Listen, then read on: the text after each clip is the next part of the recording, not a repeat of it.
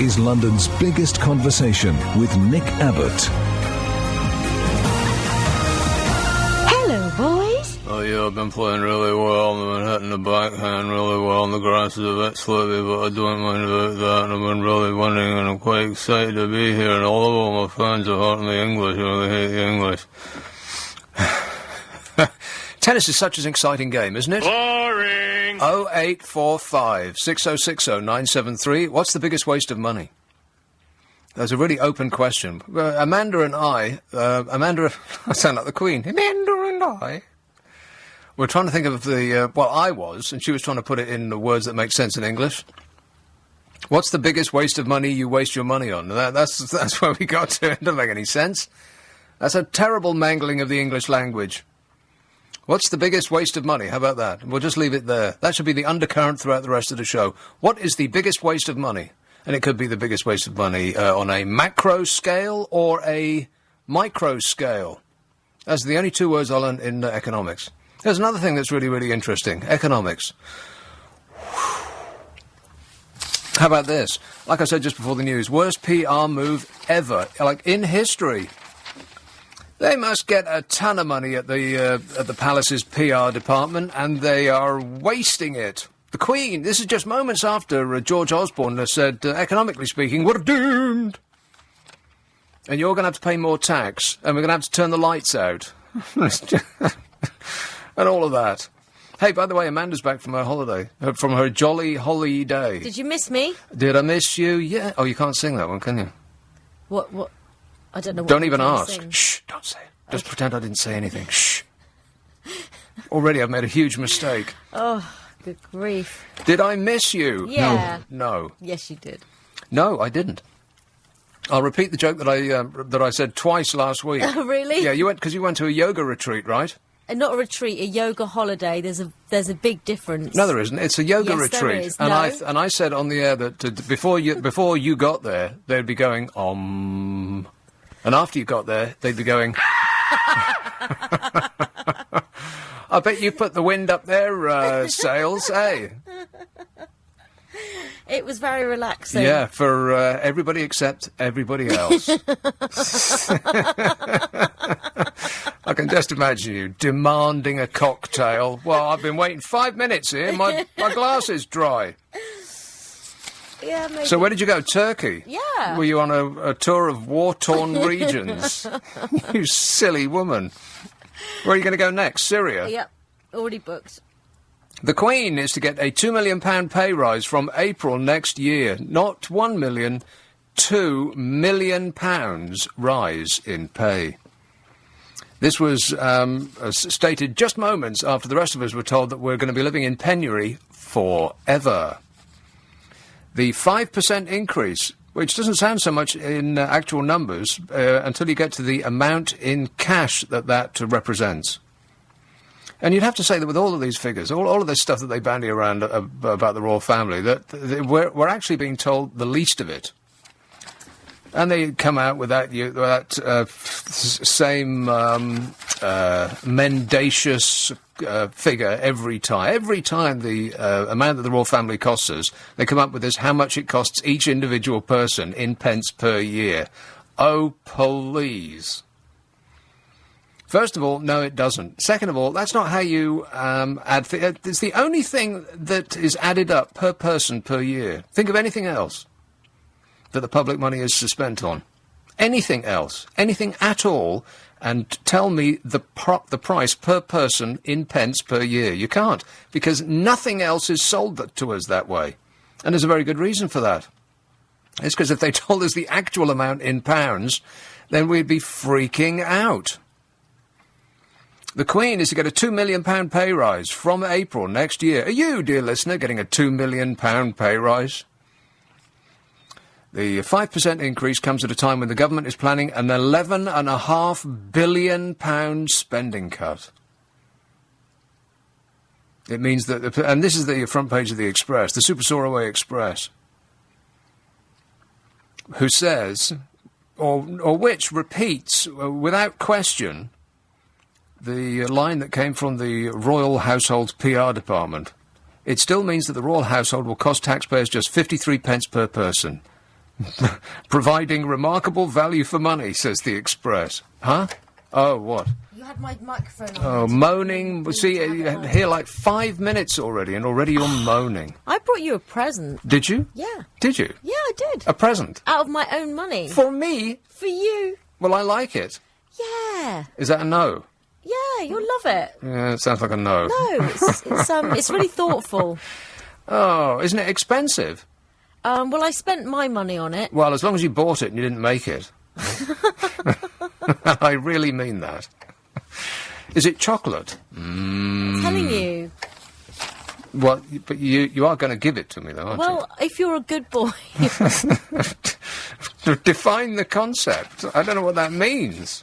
I'm getting concerned. What does that mean? A good boy? Where am I? Oh, yeah. These gobsmacking amounts. The Queen's income from the taxpayer will rise to £38 million. What? £38 million. And that's, as I say, that ain't the half of it. That's a tiny fraction of the amount that we're spending on her. This is because of a deal linking the royal household's sovereign grant from the government to 15% of the profits of the Crown Estate property portfolio. You remember when we used to just give her a cheque? And then it was sold to us that it would cost us less money if she just took a percentage of the land and the property that has been gifted to the royal family, or they took it, essentially. I'm no expert on history, but essentially the royal family just took all of this land hundreds and hundreds of years ago and have kept it unto themselves. And now they take a slice, 15%. And that is the reason that they changed their minds about wind farms. I'll come to that in just a minute. I know I've banged on about this before, but it's worth remembering over and over and over again every time you see her smiling face. And the only time I've seen her like really, really smile as though she meant it was when she won at the horses. So the Crown Estate, which is nominally owned by the monarch, but has sent all its profits to the Treasury since 1760, said yesterday it made a record £252.6 million in the year to March, an increase of 5%. They raised the rents on their property portfolio and threw up a lot of wind farms, which previously they had objected to. Here's a furious call in Aberdeen before we go any further. Hello, Stuart. Hello? Yes, Stuart. Yeah, why do you have a problem with Andy Murray? What is your problem? Are you perhaps being a little sensitive, Stuart? It's just a joke. Take a joke. Yeah, I love being sensitive. It's all right. All right. Hello? Yeah, OK, well, I can recommend a cream, if you like. 0845 6060 973. Where am I? Oh, yeah, the Crown Estate, nominally owned by £252.6 million. She gets 15%. And that's why they were doing a little happy dance. They were doing the Gay Gordon. When the way that they were funded was changed, because previously they got a fixed amount and a Parliament had to OK a pay rise, which they always did. But it seemed as though we were directly paying for her and her crew.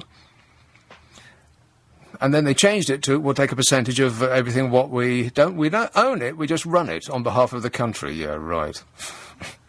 Like they wouldn't repel members of the public if they tried to stray on their land.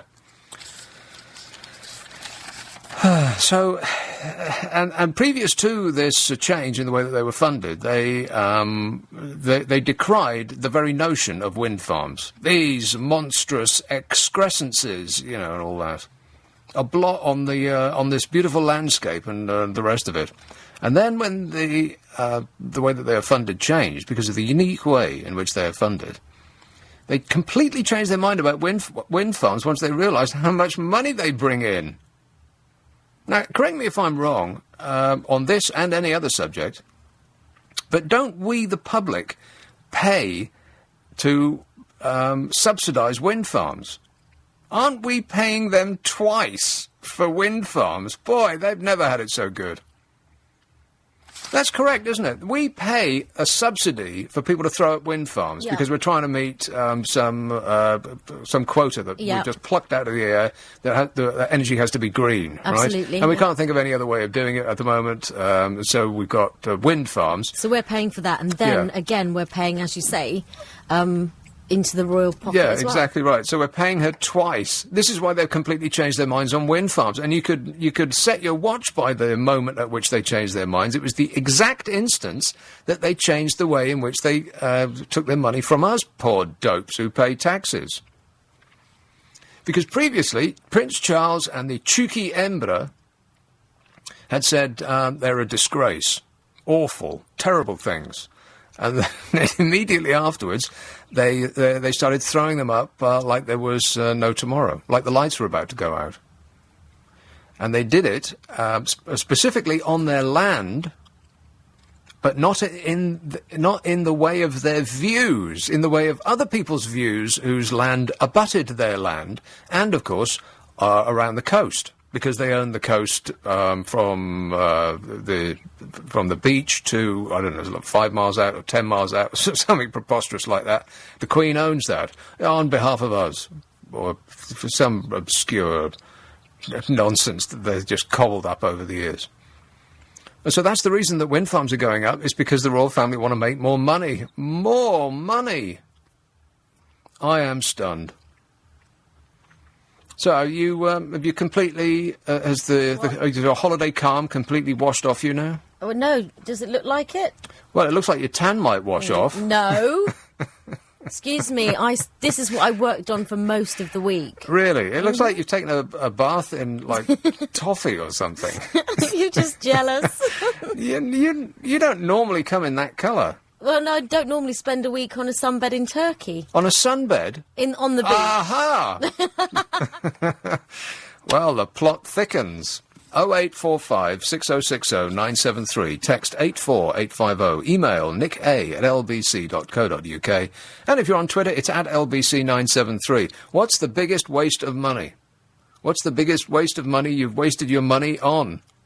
0845 6060 973. This is Nick Abbott. This 1.3. LBC 97.3.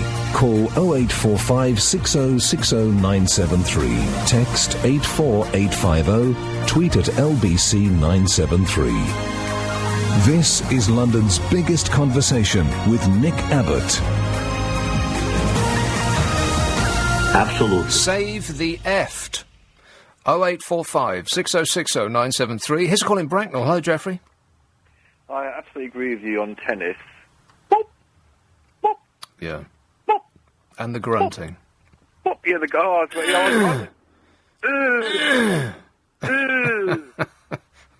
It's, well, I mean, and people sit around, don't they? They sit around and they look with intent. With the grunting. That's like me when I've had too much bread. And there's a man on the sea lookout chair who comes to decision.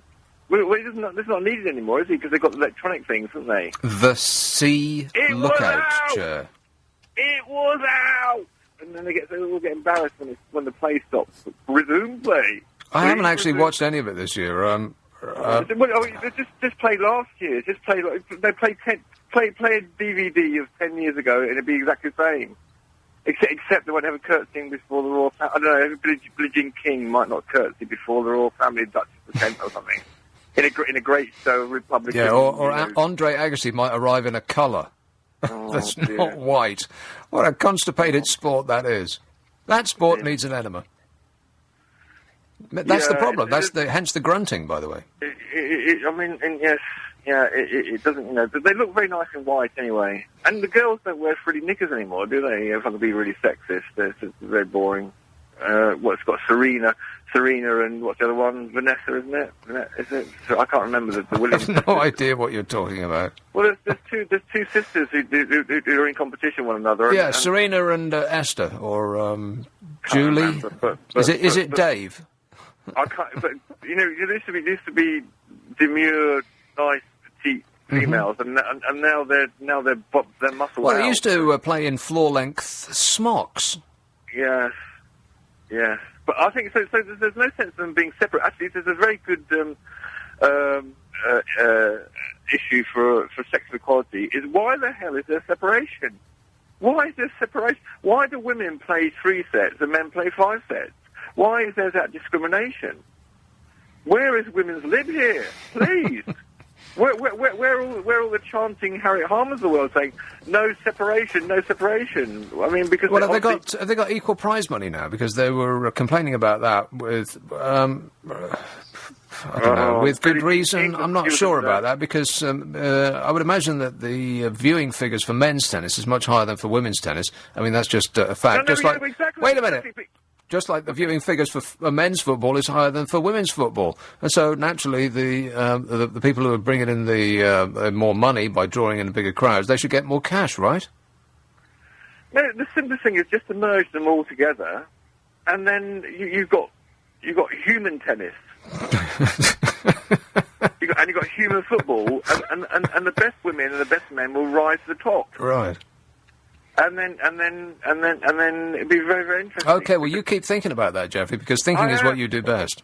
But that's not why you called. No, but I was distracted by the independent... Yeah, the frilly knickers, yeah, I understand. No, I was distracted by the independent nationalist Scot who was suggesting you're being a bigot and horrible towards our lovely Andy. I don't think it got that far. He just wanted to know why. I think that's the same character who emails me on a regular basis about that. Why have I got a problem about Andy Murray? It's not a problem. I just one of the people that I take the mickey out of. He's a massively successful... He's a millionaire. What would he be concerned about what I think?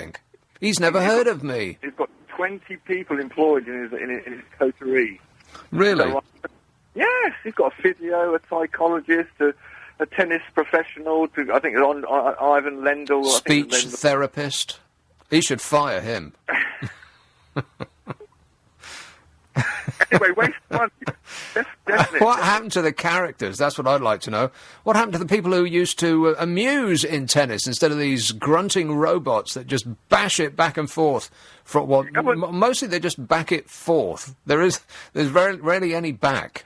The aim to be a super server, ace server, where you throw the ball 10 foot and high in the air, and then you whack it with the force of Superman, so that the guy at the other end hasn't even got a chance of seeing it. It's exactly correct, yes, which is a really boring thing to watch. That's called good tennis. Yeah. And when you do that, it's called an ace. But anyway, that's not why you called. No, apparently men could do that much, much better than women, but I don't believe that because I think women are equal to men. What a bigoted statement that is. Men can do it better than... That's not. Get them all together. But that's not why you called. Manifestos. Complete waste of time. Political manifestos. Why did the Liberal Party and Labour Party in 2005 promise us a referendum on the EU in the part of the manifesto when they had no intention Well, you know what the answer to that question is, don't you? No, it could be the actually mendacious, manipulative, Well, they told us what we wanted to hear. Yeah. And we believed it. Yes. Just chuck out a load of rubbish. There's a highly cynical attitude to take towards the discerning, knowledgeable British public on politics, isn't it? It's, if you... who are so motivated by local elections, 28% of us turn out, and that's a good turnout. It's amazing that we continue to get fooled, despite the fact that we have absolutely no confidence in them telling us the truth whatsoever, and yet we believe them every time that we hear them tell us something that we want to hear. But the annoying thing is, do you know that they're growing like mould? They're increasing at an execrable rate. We've now got politicians, full-time public. We've got Westminster. We've got local government. The EU wants to bring in regional government, which will be like Wessex and Mercia and Northumbria. And we've got Scottish Parliament, we've got Welsh Parliament, we've got Northern Ireland Assembly, and we've got the great EU that has 2 parliaments. It's got Strasbourg and Brussels. And they decamp every 6.5 weeks, according to the cycle, to go and eat nosh in another place. Well, there was excellent news from the EU that David Cameron was waving about this week. Did you read about that? I don't know. Okay, well, grip onto something firm, Jeffrey. You're not going to like it. Are they all going to give themselves up and say and re-establish repatriate powers to the national government. So they can do that and get rid of themselves. Barroso, listen, you're not the Queen. You're not the Queen. But listen, tourists go. I'd go. Don't say it. Don't say it. No, right. Well, but will they go and see Barroso in Brussels? Do you think Mr. and Mrs. Marmaduke? No tourist has ever gone to Brussels for any reason whatsoever. The only reason you go for Brussels is for business. Now, either that might be business or business. In fact, I bet no one's even gone to Brussels for business. I bet no one's even travelled from Antwerp to Brussels for business. Chocolates, Brussels, chocolates. Naughty ladies of the night, Brussels. Yeah, that's why I'm saying. Chocolates, you know what, I think Italian chocolate is better. The stuff that's made near Pisa. If you want to buy me a present, and you probably do. Hey, Amanda, is that present in chocolate? Oh, no, I've asked you that already, and it's not. Is it edible? I didn't say it wasn't. I just said that Is it I edible? wasn't going to tell you. Oh, yeah. Is it chocolate that's made near Pisa? Mmm, so yummy. The Italian chocolate when I've been to Turkey. Oh, yeah. Nick, Well, Nick, they sell Italian chocolate here, and it's not Italy. Stupid. Well, I wanted to get you something typical of the country, you idiot. Oh, no. You haven't got me Turkish Delight. Oh, God, she's got me Turkish Delight. Oh, that's horrific, yes. Wait till you see it. All right, then. It is Turkish Delight. Oh, no. I hate Turkish Delight. I mean, I love Turkish Delight. Thank you so much. Anyway, we're done with you, Jeffrey. No, I wanted to talk more. When the great founding fathers of this total mess called the European Union that's causing starvation for young kids in Greece and No, they're not. That's not what they're doing. Greece did it to themselves, just like we did it to ourselves. We must all take responsibility for our actions. It's not everything is the fault of the EU. Oh, well, okay. But the founding fathers it was the EC, then became the EC, and then became the EU. Anything with an E in front of it, like E numbers, E4586, makes you sick when you eat lots of chocolate or whatever. But the thing is, why do they choose a nondescript, non-entity, nothing place of a city called Brussels to be the capital of what they wanted to be the third greatest political union in the world? Why was that? Why did Brussels? I mean, Is that what you're complaining about now? Where they are, not what they do? Well, everything. It's named on... Well, it makes it the ideal place to miss. If you want to give them a giant swerve, Jeffrey, then there's nothing in Brussels that would cause you to go there anyway. So, I mean, if they had positioned themselves in Paris, there would have been a big problem for you, because there's many delights to enjoy in Paris. There is. Exactly. So you can give Brussels a swerve in the confident knowledge that there's nothing there that would divert you anyway. But I can't get away from Brussels because they nick my money, and they nick your money, and they nick more of your money and my money than the Queen does. Well, that may or may not be true, but at least they protect us every now and again from our own government. Just once in a while, when they insist on straight bananas and curly cucumbers and all the rest of that rubbish that the press just makes up about them. Anyway, Jeffrey, I think we've been talking enough, plenty enough. I thought that about 15 minutes ago. 0845 not that I want to be rude or anything, but please get out. 0845 6060 973, text 84850, email nicka@lbc.co.uk, and if you're on Twitter, it's at LBC973. The background hum of today's programme is what a waste. What a waste. What's the biggest waste of money? 0845 6060 973. This is Nick Abbott, LBC 97.3. The time is 10:30. Would you mind telling me what this is all about? It's about waste. I could be the ticket man at Fulham railway station. What a waste. And Amanda's looking at me like I've lost my mind. Don't even know that song. You know nothing about music. Or, might I say, giving presents.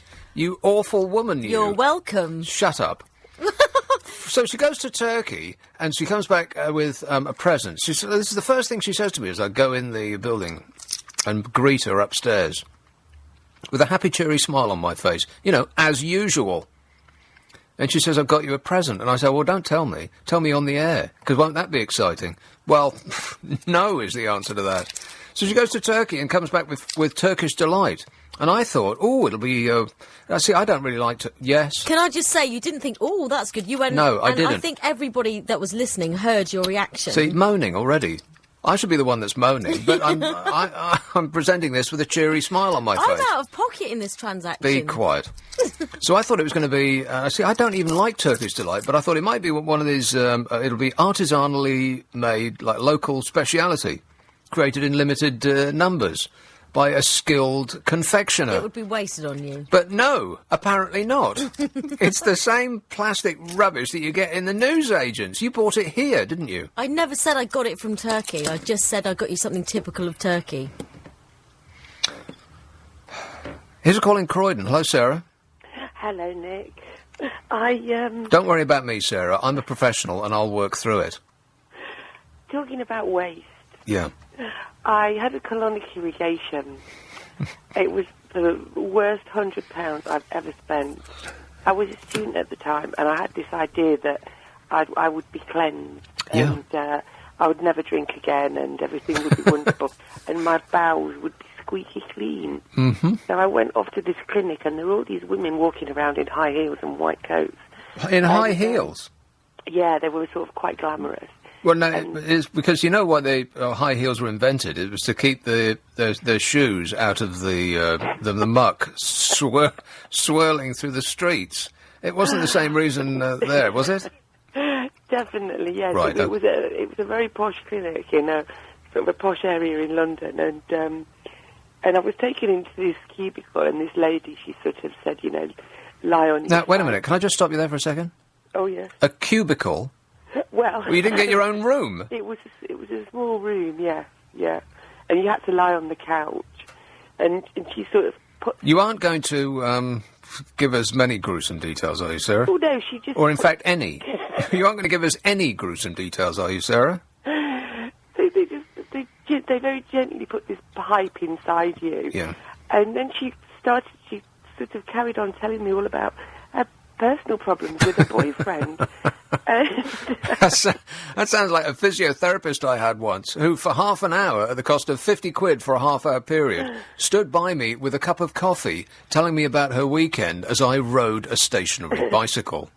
That'll be 50 quid, please. That's what it was like. But did you not feel lighter and brighter and... Well, not really. No. And the thing that really got me was afterwards, she said, we've taken out all your friendly bacteria, and you really need to pay a visit to our very expensive shop and buy all these very expensive products to replace all the friendly bacteria that we've taken out. Right. And this woman, she was very strange. And she actually followed me into this shop, which was downstairs in the clinic, and she was telling me all these things that I had to buy, and I just thought, I can't afford this. I mean, I've already given you £100 to take away all my waste. Yeah. And now you want more money to put it all back again. Oh, by the way, just on that subject, just before you go any further, Sarah, Amanda, if you're thinking of buying me anything for Christmas, don't buy it from that shop. Okay. I thought you meant you wanted a colonic then.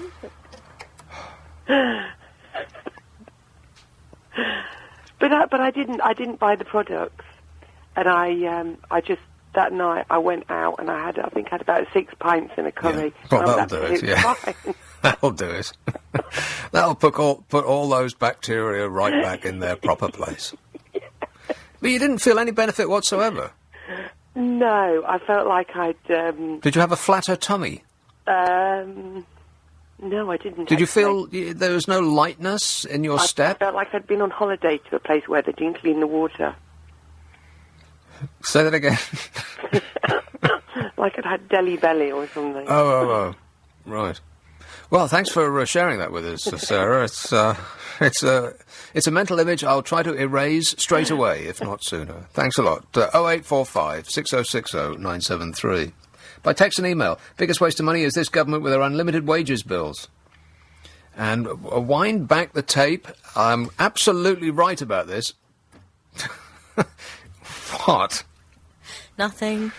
I am. I said this all along. As soon as the MP's expenses thing came about, I said this will not result in them earning less money. It will result in them earning more. And I said it over and over and over again. And I am right. Before you know it, they will be asking for and getting £100,000 a year. Believe me, it will happen. This says, Nick, worst waste of money. I go to the car auctions every Monday. I bought a £200 banger, smoke it around for a bit, and then sell it for buttons. I do occasionally make a decent profit, though, but it's all a waste of money and time, says Ron. Well, why do you do it, Ron? Why do you Ron it? This says a big waste of money is going back and forth between commentary and the soggy plebs on Pillock's Hill, while it's chucking it down at Wimbledon, says Mike in Tooting. Another excellent reason not to watch it. Come on, Timmy! Here is Woodford Green. Hello, Chris. Hi there, how you doing? Good, thanks. Yeah, just thought you ring back, because I heard you talking about the excess and the Queen's £2 million wage increase. Yeah. And I think that's fair, but the only thing I think you should do with journalism is always put both sides of the story. And I can't give you this year's figures, obviously, but in 2012, they brought in £26.4 billion into the UK economy. No, they didn't. Through tourism and everything else. Rubbish. Nonsense, man. Got the figures, man. Well, those figures are made up. Those figures can't be made up. Well, where did you get them from?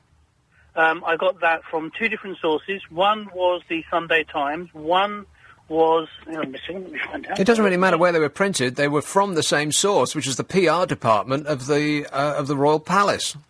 Yeah, but what about people like, I'm going to say, all the traders in London? Every single time there's something on, they all make money.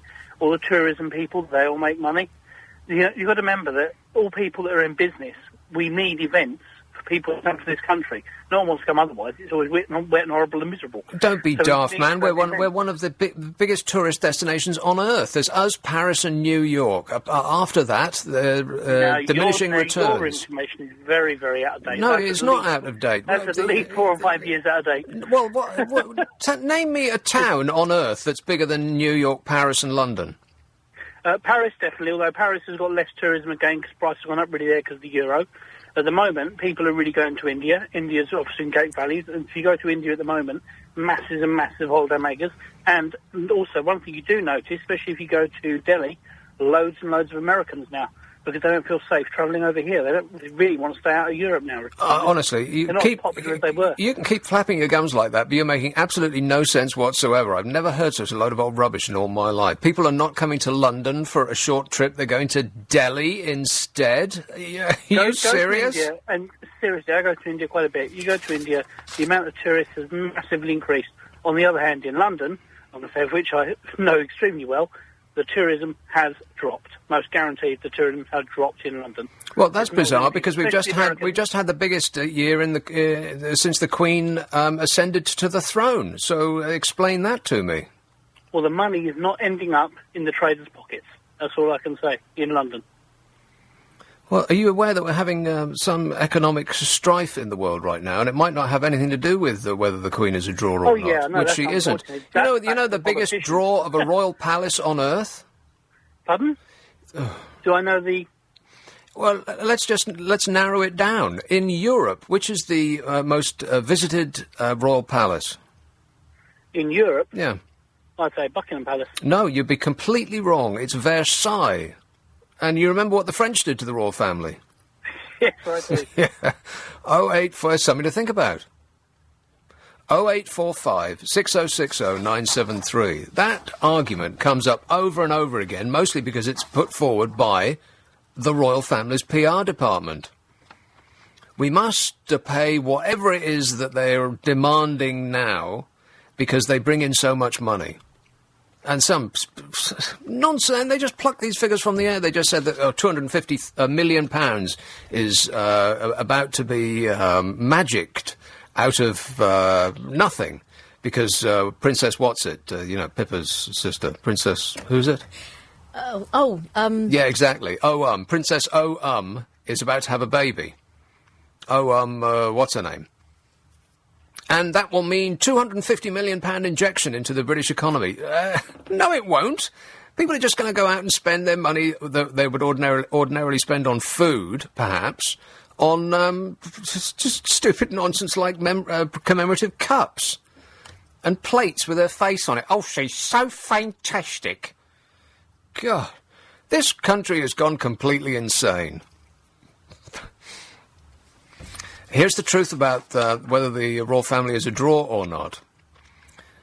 The Queen's tourist pull was, and I've read this out before, but it's worth repeating every time somebody tells you the lie that the royal family are worth every penny that we pay for them, because they're a tourist draw.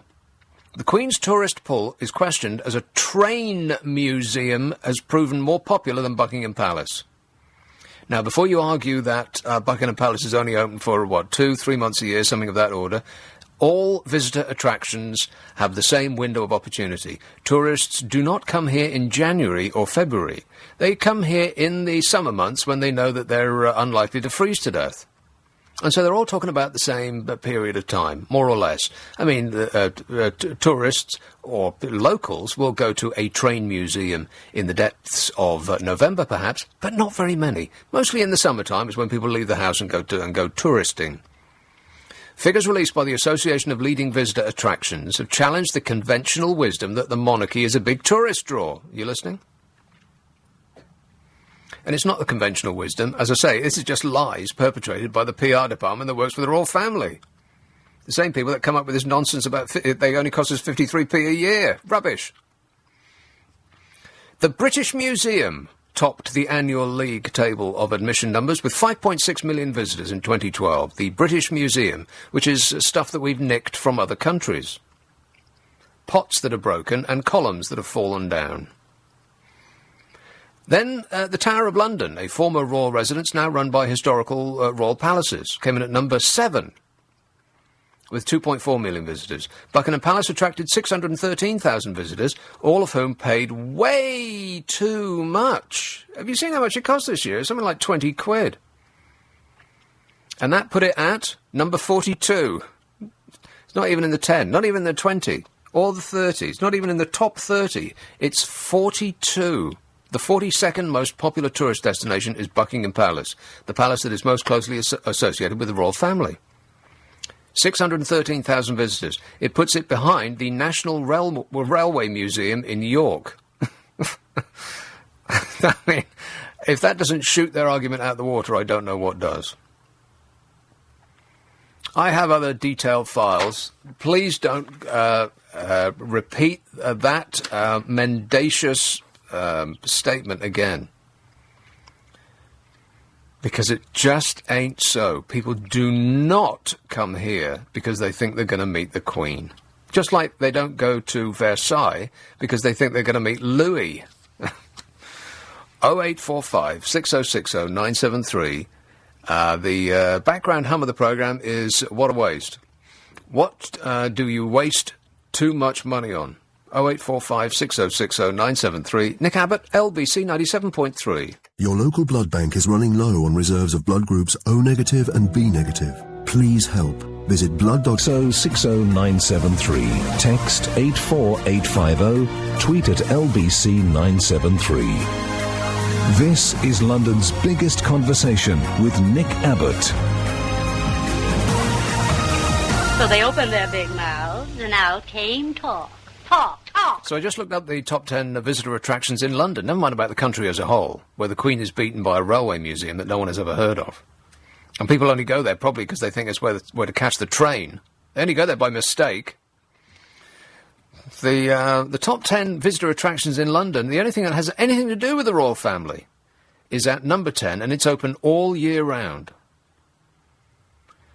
And it's the Tower of London.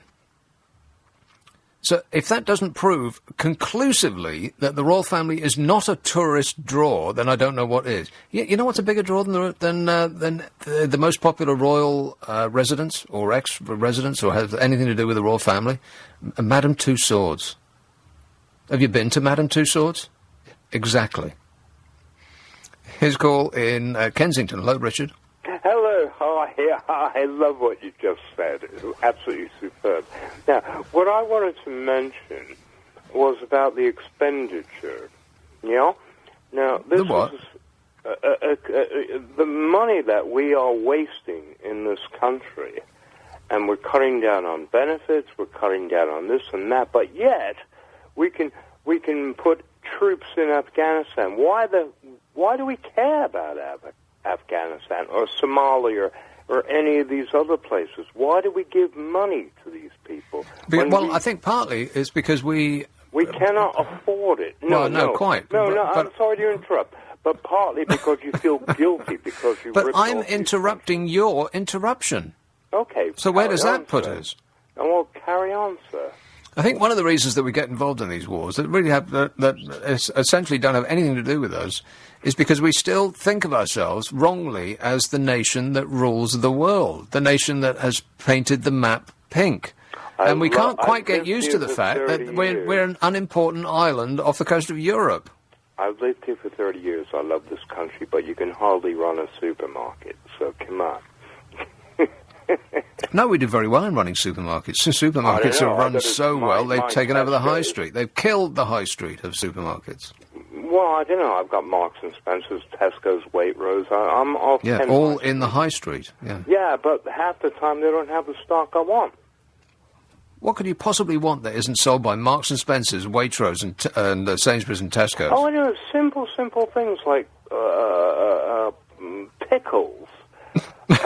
Pickles are available in all of the above excellent establishments in their various guises.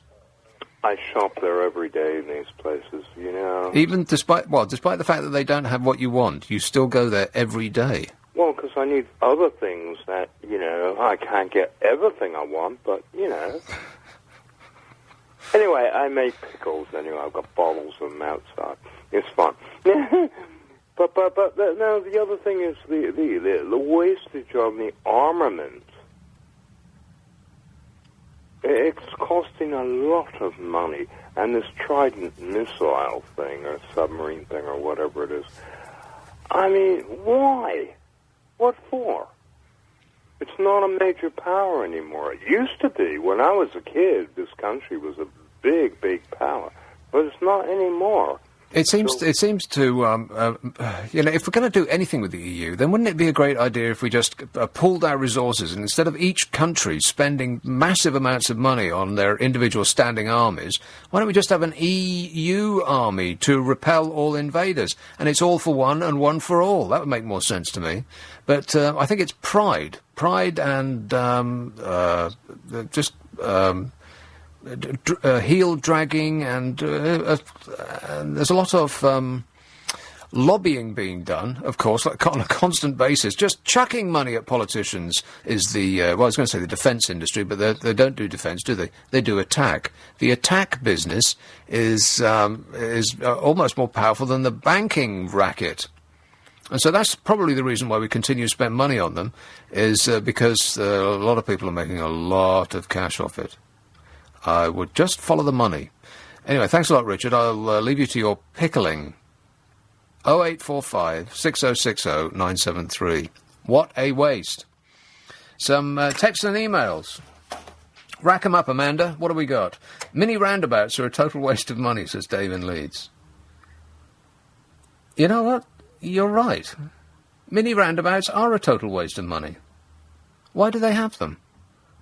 What is the benefit of a mini roundabout over just a three-way junction, for instance? I mean, people don't respect mini roundabouts like they do a roundabout, do they? Is the purpose of a mini roundabout so that you leave in the order at which you arrived? Because people never do that. I always assumed that was the purpose of it. Because on a main road, for instance, there's somewhere I live, and it's a main road with roads coming onto it. And I just assumed that they put a mini roundabout there because the road that coming onto the main road they'd never leave that road because people wouldn't let them in. People would be charging down the main road, and they'd never get let in, the poor people from the side road. They'd grow old and die waiting to merge. And so I thought that they put a mini roundabout there so that if you arrive at the mini roundabout first, then you get to go first. Is that the way it works? Because if that's supposed to be what is meant to happen, then somebody needs to do a rethink. Somebody needs to put a sign up explaining this to us, because that's never what happens. It's the most aggressive that wins, as in every other thing that has anything to do with driving. Aggression wins. Or if you're in a black cab, you'd win by default, because people just they respect the black cab. I don't understand the point of a mini roundabout. Excellent suggestion. What else have we got? There is enough wind in Parliament to set up a super wind farm, says Jimmy. Biggest waste of money was definitely gold. It's worthless rubbish, and you should sell any you have to your local We Buy Gold outlet, says Martin. Or I suspect that's he's a shill for the banking racket. Must be. The price of gold is being artificially devalued by the banking gangsters. There's absolutely no reason why gold is going down in price. I mean, does the world seem a safer economic bet than it used to? No. The EU is about to fall over. China is the most indebted nation that there has ever been. We're the most indebted nation in Europe. The economists have got no idea whether we're in a double-dip recession or a triple-dip recession or if the recession even exists. No one has a clue what's happening. Interest rates can only go up, which means that small businesses, which are balancing in like a sense of desperation. Small businesses which are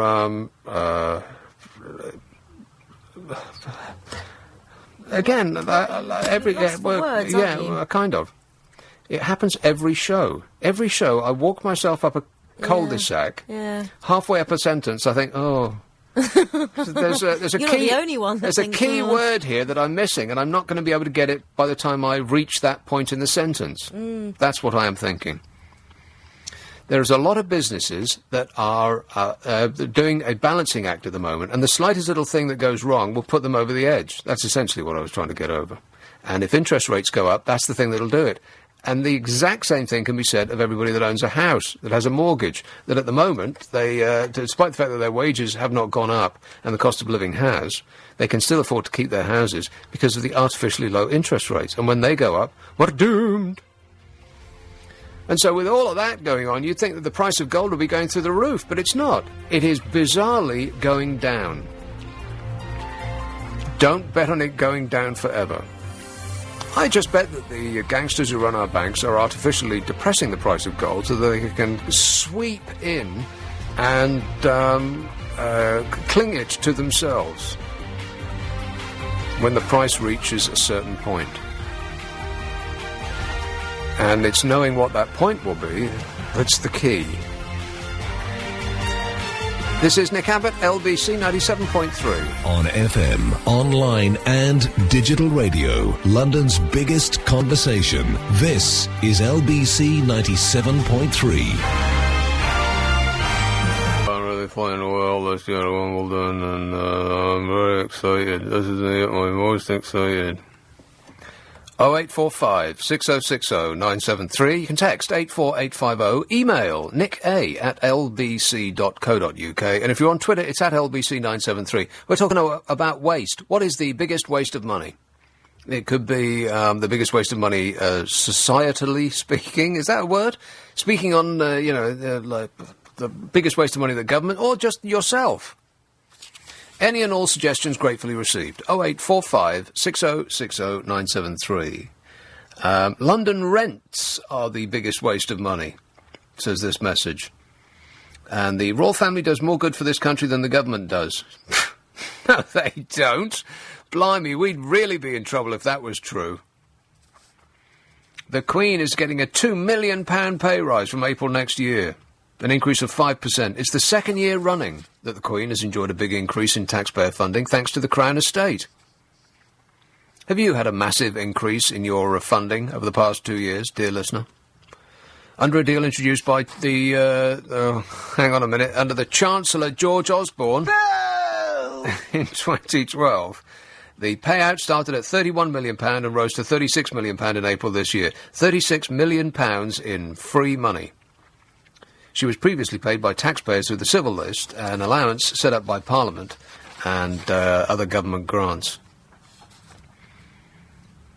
Using £2.3 million of additional cash held in a reserve fund, she spent £33.3 million of taxpayers' money on official expenditure in a Diamond Jubilee year.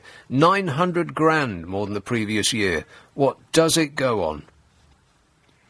A royal... Oh, blimey, here we go. The lick-spittle cap doffers are waiting in the wings. A royal biographer said, the monarchy is exceptionally good value at 53 pence per person. People just swallow their stuff wholesale. What nonsense. I feel extremely lucky to have lived in the reign of Queen Elizabeth II, and on and on and on. That is what a royal biographer said. I mean, if you're a journalist, that has to be the worst job to be given. I bet their hearts sink when they're called into the editor's office and said, well, we're taking you off war and we're putting you on royal watch. I don't think it sinks any lower than that, does it? Journalistically speaking. The accounts do not include security costs, income from royal estates such as the Duchies of Lancaster and Cornwall, or the costs to councils of staging royal visits. This is why that 53 pence per person figure is mendacious. They're lying about that. Together, they're estimated to take the cost of the royal family to well over £200 million a year. £200 million a year. Just to be amused once in a while. Hang on, I'm going to cough. Just to have a, ride by in a coach and wave. Not smile, just wave. Smiling is extra. The accounts show, and the way they treat their staff is just staggering to me. You know how they, I've mentioned this several times before as well. You know they cut back on their Christmas celebrations, quite right too. In this era of austerity, they cut back on their Christmas celebrations. Not their own, by the way. They just cancelled their staff's Christmas party, and that's true. I'm not making that up. They did that. Their own Christmas celebrations went on unhindered. Lorries from Fortnum's backing up down the driveway. The accounts show the Queen gave her staff a small pay rise last year to improve morale in the Diamond Jubilee year, after 2 years of a wage freeze. And these are people that get paid, like minimum wage. I've seen figures that it's like people get paid 14 grand a year or something like that to do a 36-hour day, cleaning the underside of her shoes or whatever it is they have to do. She expects to give her staff a similar rise of about 1% this year, but senior aides are still negotiating with union representatives. How can they negotiate over 1%? Just give it to them. Doesn't that tell you everything you need to know? They're negotiating over 1%. Just give it to them. She got 5%, staff get 1%. The cost of royal travel fell by £500,000 to, guess how much? This is the big headline that they're trying to trumpet at the PR department. It fell by £500,000. Wow, really? To £4.5 million for travel. Princess Anne spent £42,000 flying first class on a scheduled service to Johannesburg with her husband, and her private secretary, and her lady-in-waiting, and a dresser, and an internet manager. They all travelled business class, of course. She travelled first. 42 grand for one trip. Profits were up in the Crown Estate thanks to overseas interest in its central London properties. In other words, they raised the rent on their land, and their investment in wind farms. They have a property portfolio worth £8.1 billion, and we're giving them money we ain't got. The whole world's gone insane. Here's a call in Wimbledon. Hello, Humphrey. Good evening, Nick. Hello, Sam. How are you? Good, thanks. I'm very, very saddened to hear you sort of castigate the royal family like this. The Queen has been a remarkable, very, very hard-working lady for 60 years and over. Well, it depends what you mean by hard-working, Humphrey. She goes on God knows how many official visits every year. Yeah, but what does an official visit constitute? Being wafted to her destination in a chauffeured limousine, arriving there and meeting pre-arranged people to shake a gloved hand with and wave and say, and how are you today and where have you come from? And then she exits. That doesn't sound like hard work.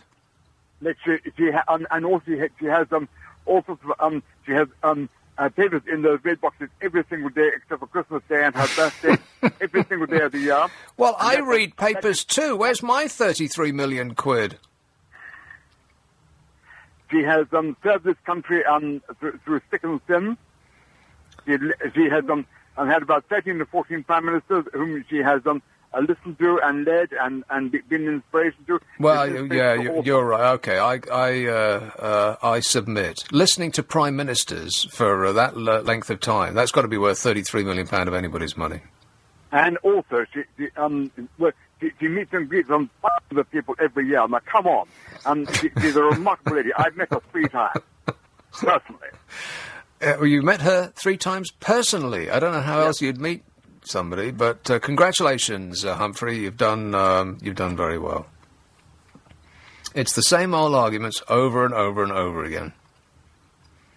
She works hard. No, actually she doesn't.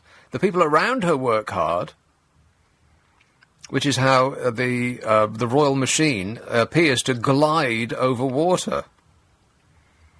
It's the frantic paddling beneath the surface, what we don't see. Here is Whitley Bay. Charlie. Aye, 2 things. I quite agree about the royal family. I think they're grossly overpaid. But we've got the HS2 railway to Birmingham as well. Well, there's 3 or 4 possible routes to Birmingham. Why bother with an extra one? I just can't understand it. Would you want to get to Birmingham 20 minutes faster than you already can? Well, I wouldn't pay through the nose for it. I'd just pay the normal fare. You know, and if I could go around by Oxford and pay 20% less, I'd go around by Oxford and take half an hour longer. That's one of the things that they haven't actually spoken to us about, is how much this shiny new rail is going to cost in actual ticketing price. Aye, that's a good point, because I think the walk-on fare from Manchester to London now is something like £200. And what I can't understand is you can go to Italy for £50 by air, and yet it costs so much to go to Manchester. Yes, it's another indication that the entire world has gone insane. The cost of going from London to Manchester is more than boarding a plane and going to somewhere nice. Yeah, quite. It's you know, as you say, the whole thing's gone crazy. And the government say they're hard up, and yet they're splashing money around and all sorts of little odds and sods that people put in for grants, and they get grants for just about nothing. What's life in Whitley Bay, Charlie? What's life like in Whitley Bay? Oh, it's okay. Yeah, it's a bit like Southend, a sort of seaside, but also dormatory town for Newcastle, like Southend is for London, that sort of thing, you know. Right. Well, you're not selling it to me. Well, actually, I used to think Whitley Bay was a dump till I went round Europe and saw a few other places, you know. And I went to the south of France once and found there was an oil tanker had sunk in the harbour at Nice, and the whole place was covered in oil. So I thought, well, Whitley Bay is better than that. It's nicer than Nice, huh? Well, the thing was, you see, when I was in Nice, this oil tanker had sunk, and there was oil all over the harbour, so it was a first-class mess. Right, but does Whitley Bay have a hotel like the Negresco? No, it does not. No, there you are, you see. Oil or no oil? Well, you wouldn't want to go on that beach in Nice because it's just covered in rocks. There's no sand there, it's just pebbly. Ah, see, thanks. There is a big hotel down here, but it's owned by some Arab folks from Arabia that they're making a bit of money out of it. Yeah, well, I imagine that most hotels are. Yeah, that's it. You know, I heard on the radio the other day that it's amazing. Sainsbury's and Barclays Bank and I don't know what else, they're owned by folks from Qatar in the Persian Gulf. I wish it was called something else. Yeah, quite. Thanks a lot, Charlie. 0845. We're owned by Qatar. 0845 6060 973. Nick Abbott, LBC 97.3. Tweet at LBC 973. This is London's biggest conversation with Nick Abbott. Let's go. Yeah, ask him about Lord Ashcroft's latest survey. Did you read about that? Lord Ashcroft's latest survey? Did you read about that, Amanda? No, I was on a sunbed. Yeah, what is this with the sun? Don't they have sun there? You went to I was Turkey. under the sun on a beach, lying on a bed. Yeah. Because I didn't want to lie on the sand because it was so hot you couldn't even walk on it. Moan. No, that wasn't a moan. That was like, oh, yeah, lucky me. sounded like a moan. Yeah. Sounded like a moan to me. Whining and moaning. You went on holiday. I sat sitting here. You sat sitting yes, working continuously. But don't you worry about me. Oh, no, that's right, you weren't. Boris Johnson is regarded as less capable a potential Prime Minister than David Cameron or Ed Miliband, according to research by the Conservative Party's former Deputy Chairman. Lord Ashcroft found that 29% of people in a survey of 8,000 believed that the London Mayor would be the best Prime Minister. 29%.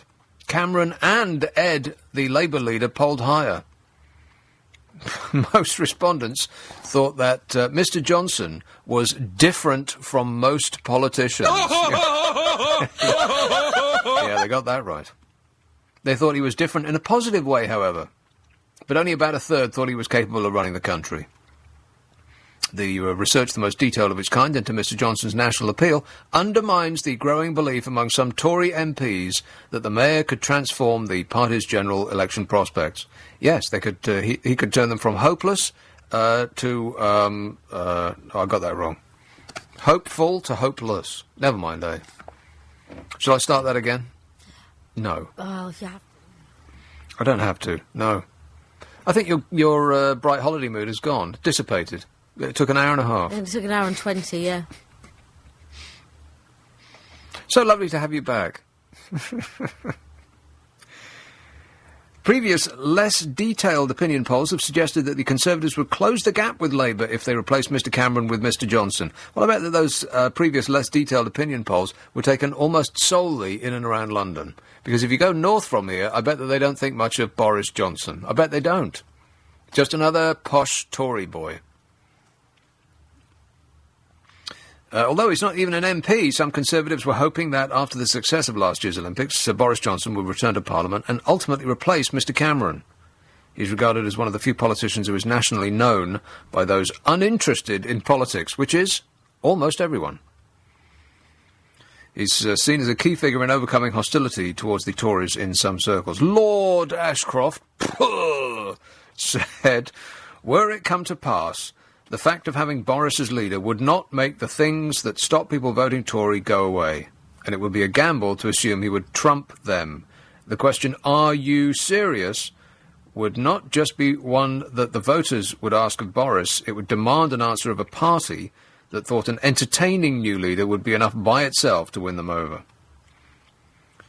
This is a poll just undertaken by Lord Ashcroft. Previously, he oversaw the Conservative effort to win marginal seats at the 2010 election, and his detailed research was previously kept private and used by the Tories. He no longer works with the Conservative Party, but has continued to carry out polling and research and is now releasing it publicly, along with frank advice, often to the annoyance of David Cameron. Keep up the good work, Lord Ashcroft. Here is Twickenham. Hello, Clive. Hello, Nick. Clive. Hello there, Nick. Royal family, bunch of parasites, in my opinion. If you were, as I said today, if you were to come in from outer space and didn't know what was really going on here and had to look around, time to see what was happening, and you saw this family with all their homes and how much money and how much they've got roughly and how much they spent on them, you'd think the public were mad. You really would.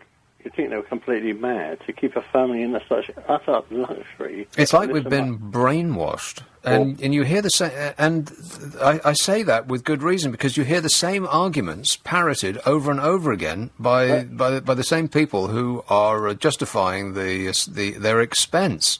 Yes. Well, they are brainwashed. They've been brainwashed since I was a boy. I was against it back when I was 15. I just saw something I didn't like, and I thought, what a bunch of parasites. And they've been doing the same old thing ever since, getting richer and richer. They charge to go into Windsor, Windsor Castle. You remember it caught fire? Mm-hmm. Which she didn't want to pay for, so she waited till there was a damn big great fire, and they got the public to pay for it. Now they charge to go in there, and then it was £10 to go to Buckingham Palace, now it's 20, and so on. You've got Sandringham, 27,000 acres. then there's Balmoral, then there's that other one up there. I forget the name of it at the moment. But it's just crazy, all of it, really. And as for Anne travelling around at first class, she did that once before, got a helicopter to travel somewhere. I know there's a big fuss about it. RAF helicopter, because she didn't want to go by road. But I think they can use roads are for ordinary people. All sorts of plebs on roads, Clive. Yes. But another thing, you got these two, Clegg and Boris, this Johnson character, who makes out he's such a bundler, but he's a real devious character. Coming on the LBC. Devious? I think he is. I think he's devious, and he's yes, he's got an agenda. He's up well, he's for a something. politician. I mean, they're all in the business of currying favour. Yeah, but he makes out. He never actually says anything, does he? You know, somebody asks him something, and he rambles on, and nobody really knows what the answer is, and so on. And at the same time, he rubs his hair all over the place. I mean, it's probably done properly for him before he comes on, but it ends up in the right mess. Actually, there was a picture of him at Eton in the paper just a couple of weeks ago, and it was extraordinary because he's probably the only person in history who has not changed his hairstyle at all since he was a teenager. That's so. He has changed his... Well... You okay, Clive?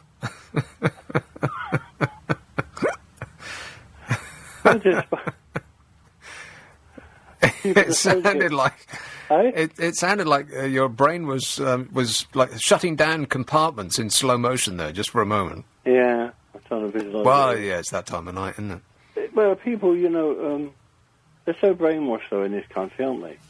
I mean, when's Ed Miliband going to come on the programme? You got what's his name on there, Clegg on Thursdays. Yeah. Or somebody. Well, we're running out of days of the week, Clive. Yeah. We'll try to squeeze him in. Yeah, I would. They're saying he's no good and all the rest of it, but he's got to. Well, they've got to do something quickly before, you know. I don't think they have to do anything at all. The Labour Party do not have to do a single thing quickly. All they have to do is nothing, and they will sweep into power at the next general election. I think that's a given. And then their troubles will really begin, because the country that is going to be handed back to them will be in no better state than the one that they handed over to the Tories. That's right, and the one they got when they after Thatcher and Major, 18 years they were there. They took over a complete mess then, didn't they? It's like juggling with balls that are on fire. It's it's like pass the parcel. Maybe that's more accurate. And they never want the music to stop while they're holding the parcel, because they what's inside ain't that great. The Conservatives make a mess of the country while they're there. And then Labour return the favour when they're in power. And Labour get back in, and then they expect, the public expect them to clear it up in no time at all, and alter everything, give them back all the money that's been taken. They want them to charge in the opposite direction, and when that doesn't work in the short term, which it never will, changing a country around in the short term is an impossibility. That's right. And which is why no politicians want to act in the long-term interest of the country. I mean, what about this notion that the lights are going to go out? I mean, how comical is that? What kind of a way is that to run a country? Well, I seem to recall us having that under Heath. The lights went out. Yeah, I remember it well. 6:30, the lights are going out, so you had to scrabble around the house trying to get a candle and a radio that didn't run off electricity. Yeah. The television went off at 10, didn't it? I know. The television, and when the television used to go off, it used to go off very dramatically. Not today, where the picture just disappears. You remember the old sets where it just disappeared into a white dot in the middle? That gradually got smaller and smaller and smaller. Yeah. Okay, well, this is all our memories, Clive. We're walking down memory lane. Yeah. It were gone when I were a lad. All right, thanks a lot, mate. 0845 6060 973. Some texts and emails. What have we got? Let's have a look. The sort of background hum of the programme is a waste. What is the biggest waste of money? It can be either as far as the country goes or as far as you personally are concerned. Things that we waste our money on, says this message. Fancy toilet roll. Now, there was this issue that toilet roll came up last week, Amanda. In your absence, we were discussing toilet roll in great detail. Wow, wish I wasn't on holiday then. Yeah, because we had a conversation about single ply, which is very dangerous. Dangerous? Yeah. In what way is it dangerous? Do you really want me to paint you a picture? I'd rather you didn't, but you could always double it up. Well, yes, and then double ply and triple ply, which is something that I've never heard of. Yeah, exactly right. See, you are furrowing your brow at the very mention of it. You've got my interest here. Yeah, triple ply. Wow. For extra security. There's no such thing, is there? Can you investigate that for me fully and put a report on my desk in the morning? Thanks for that. 0845 6060 973. Nick Abbott, LBC 97.3. The time, 11:30. Conversation with Nick Abbott. Alrighty then. Just to conclude that email that I was reading some moments ago, I got all sidetracked about toilet roll. The things we waste our money on, it says, fancy toilet roll, the TV licence, and coffee. Coffee? I don't think that coffee is a waste of money. I think it's an essential. Coffee is the drug that you can enjoy between meals without ruining your appetite. 0845 6060 973. And the call that I took some moments ago about HS2 is completely right. They're pushing ahead. In years to come, people will say, why, oh why, Amanda, did we not listen to Nick Abbott? What people? People. Well, all people. Well, some. Right-thinking people. Right-thinking people, okay. You don't get to say anything on this show. You went all the way to Turkey and all I got was some stinking confection. See, now you talk about a waste of money. That was a waste of 60 pence. Yeah. Because your ingratitude has absolutely just made that worthless now. It's ruined Christmas. You've ruined it. You've ruined it. You've ruined my holiday. MPs yesterday vowed to continue to oppose the costly High-Speed Rail 2 line. Well, first of all, the name of it's dreadful. High-Speed Rail 2. A former cabinet minister branded it a boy's toy. Ministers were dealt a blow when 37 MPs, including many Conservatives, voted against the proposed railway. And there was a fury when Transport Secretary Patrick McLaughlin revealed that the cost has already soared by 10 billion to reach 42 billion.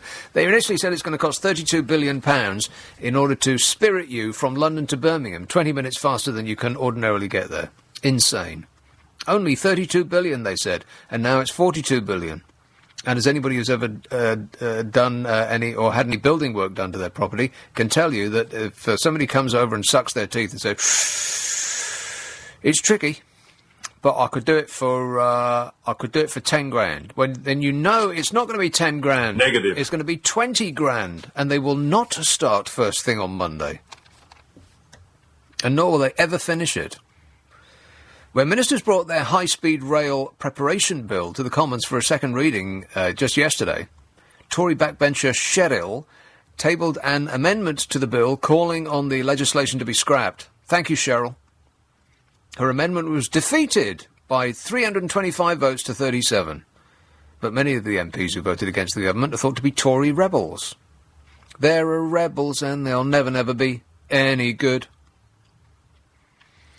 Cheryl Gillan, the former Welsh secretary, said, they have decided they want it and I can't get them off it.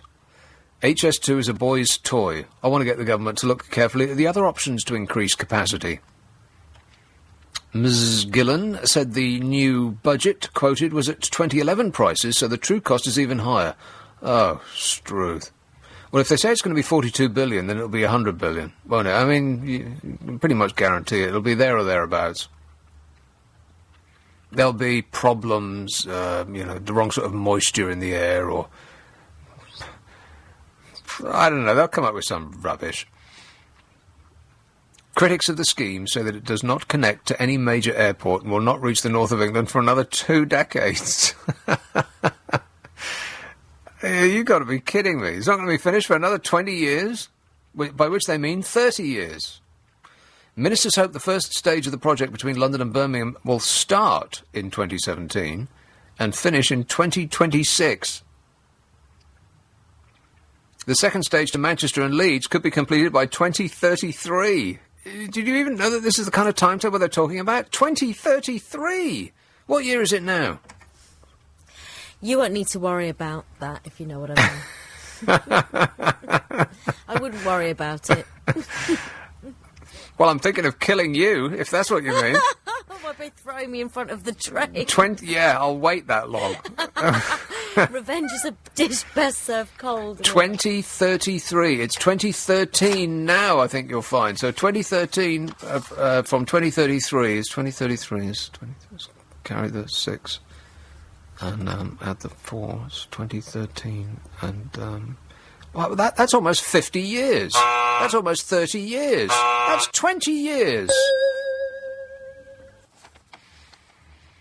Ministers hope the first stage of the project will be finished in 2026 and the second stage completed in 2033, by which time we'll all be travelling in hover cars.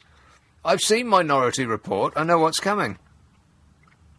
Rebel MPs, including many of those in constituencies that are not anywhere near the proposed line, will now attempt to vote down or at least amend the legislation. A paving bill, which will give the green light for spending on the project, will go through Parliament first. And you know what they'll do is they'll give a green light to spend on the project, and they'll chuck £20 billion on it, and then decide that they don't want to do it. Ministers say the project is the first major railway to be built since Victorian times and will boost the economy of the North. How? By spiriting business people at massive expense to Birmingham 20 minutes faster than they can get there now. And they only have to wait till 2026. Mr McLaughlin, the Transport Secretary, said it would be the easiest thing in the world for the government to scrap HS2. He said, but the cost of doing that would be huge. It would be a cost in jobs. Our modest estimates are HS2 will create and support 100,000 jobs. And he came to that modest estimate by just pulling a number out of the air. They're just making this stuff up. Crouch End. Hello, Tom. Hello, Nick. You brightened my life, mate. Now, Boris Johnson, about 3 years ago, I can't remember exactly, Boris Johnson made, for television, a very, very good documentary about Europe under the Roman Empire. Oh, yes. Nobody mentions it. I've not had anybody talk about it. It was extremely interesting, extremely intelligent. My wife, who has only 3 university degrees, but then we all have a burden to bear, said it, one was in classics, so she said it was accurate. But the only thing is that I had the distinct, and it is only an impression, that he rather thought that Europe under a dictatorship was preferable, would work better than it is now. And I think that is the key underneath his sort of jolly Mussolini type, type of sort of jollity personality. Yeah. Well, they got the same body shape, but I'm not sure that I would... Well, I haven't seen him do the gesture, but he raised his hand to his hair. Anyway, I just thought, I always think it's interesting about Boris, because all this hail fellow well met and bumbly and all that. Mm. But I always go back to that documentary, which people should have a little look at. Well, isn't it true, though, that what we actually need, what the human race is crying out for, is a benign dictatorship? Because this democracy stuff, that doesn't really work. Doesn't work. Every 4 or 5 years, in every country on Earth, you charge in one direction, and then 5 years later, you charge in the opposite direction. So what you're saying is that Hitler with good breath would be... Yeah, because that's the thing about Hitler that most people are used to object to, is his breath. Is that what you just said? Did you just say that? Hitler with good breath? It is. I mean, with slightly more pleasant features. Yeah. Yeah, would be really good. Right. Well, I wouldn't go that far, Tom, but, No. However life is lived in Crouch End, that's a matter for you. Your wife has got 3 degrees. Yeah. Yeah. When will you see her again? Do-do-be-do-be-do-be-do. Exactly. Was that the 3 degrees? It was. Did I get that wrong? I don't know. So what has she got? it Wait a minute. What has she got her degrees in? Law, which she practices, the classics, and Victorian studies. What? Yeah, you know, like Victorian culture and studies and stuff. I don't know what it is. Have you met your wife, Tom? She just left the room. But and frankly, I haven't seen any bit of paper that says she's got them. I've only got her word for it. Well, I'm very suspicious. All right, thanks a lot, Tom. Bye. 0845 6060 973. The Palace of... This message says, the Palace of Versailles makes Buckingham Palace look like a council house. Well, yes, it does from the outside. From the inside, on the other hand, it's completely different. The Palace of Versailles is one of the most extraordinary buildings on earth. Well, you don't need me to tell you that. But from the outside. From the inside, it is dull, D-U-L-L, boring. It's room after room after room down giant corridors which seem to go on for miles, and each room, each successive room, is just as empty and bereft of interest and entertainment as the last. And you start your trip in a state of advanced excitement because you've queued to get in for about 6 years. It's the longest queue for anything you've ever seen, believe me. I mean, the queues at the queue for free booze at Glastonbury would be shorter than the queue to get into Versailles. And once you're in there, you think, ooh, I can't wait to see what's in the next room, because there's nothing in this one. And the next room ain't got nothing in it either, because they don't dress their houses in France. They just leave them empty. Whereas in this country, well, if you go to Buckingham Palace, there's ornament on ornament on ornament. There is not an inch of that place that has not got a design on it. So if you want to spend 20 quid and have a mooch about some of the rooms that that they deign to allow you into, then yes, you'll be amused by its ornate rococo-ness. But on the outside, it's a hideous concrete-like lump. It's just awful. Versailles, on the other hand, is unutterably beautiful on the outside. And the gardens are fantastic, and it's a great day out. It's just you don't want to spend too much time inside, because apart from the Hall of Mirrors, which is among the best rooms you will ever see, there ain't nothing inside to look at, really. This message says, only royalists should have to pay for the royal family. What an excellent idea! Only royalists should have to pay for the royal family. It should be opt-in. Because there's an enormous amount of people who are forelock-tugging cap doffers. Let them pay.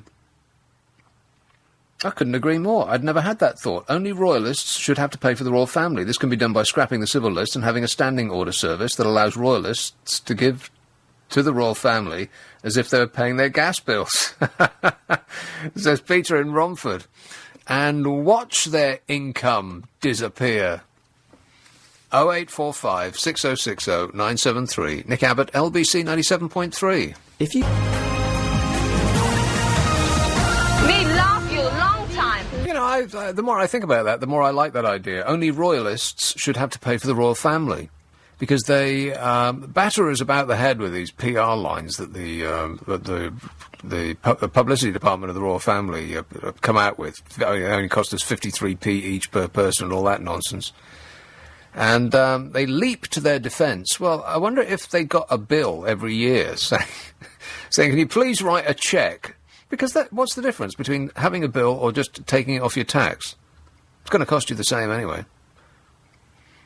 And if everybody who did not subscribe to the notion of a royal family, or at least to the gold, the sort of solid gold 5-star luxury royal family that we, and pretty much we alone, enjoy, with all the pomp and the horsery and all of that stuff, the feathers and the plumes and all of that stuff that goes with it. I mean, it's pretty much us and us alone on Earth now. That's yes. No, the Americans love it. Yeah, but they don't have one. Oh, right, they don't have it. Yeah. No. I'm not saying that people don't love it. But it's only us that have got They're it. exactly right, yeah. I'm just trying to think, but there are other... There are other royal families, but they are bicycling royal families, pretty much, or they are royal families in sandy areas They do where they seem- own the country, Yeah. but that's different. But say, like, in the rest of Europe, the other royal families do seem like they act more like Normal people. Yeah, exactly right, yeah. So why do we and we alone cling on to this nonsense? It's because we are subject to a massive brainwashing program. It is weird, isn't it, how Yeah. we have somehow not stepped out of the Dark Ages. Exactly. That is precisely it. And yes. even with titles and things like that, you know, just the fact that people inherit titles and privileges, again, you don't really find that so much. In do more you? modern countries, no. No, not really. Clinging to the past we are. Yeah, and not a good one. No. Not really.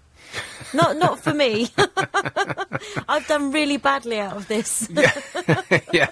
None of us have done well, apart from the family themselves. Yeah. Just a day after it emerged that his mother was being given an inflation-beating 5% pay rise, Prince Charles' annual income is also on the way up.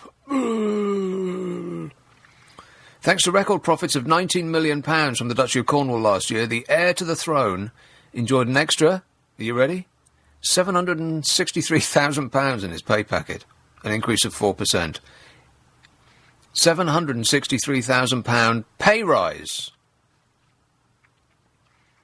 But he did make a point of cutting his personal spending, which includes everything from the salaries of his private chef and valets to his and the Duchess of Cornwall's weekly supermarket bill by 200 grand. That's how much he cut his personal spending by. That amounted to an 8% decrease to £2.4 million. They save money by making those that work for them poorer.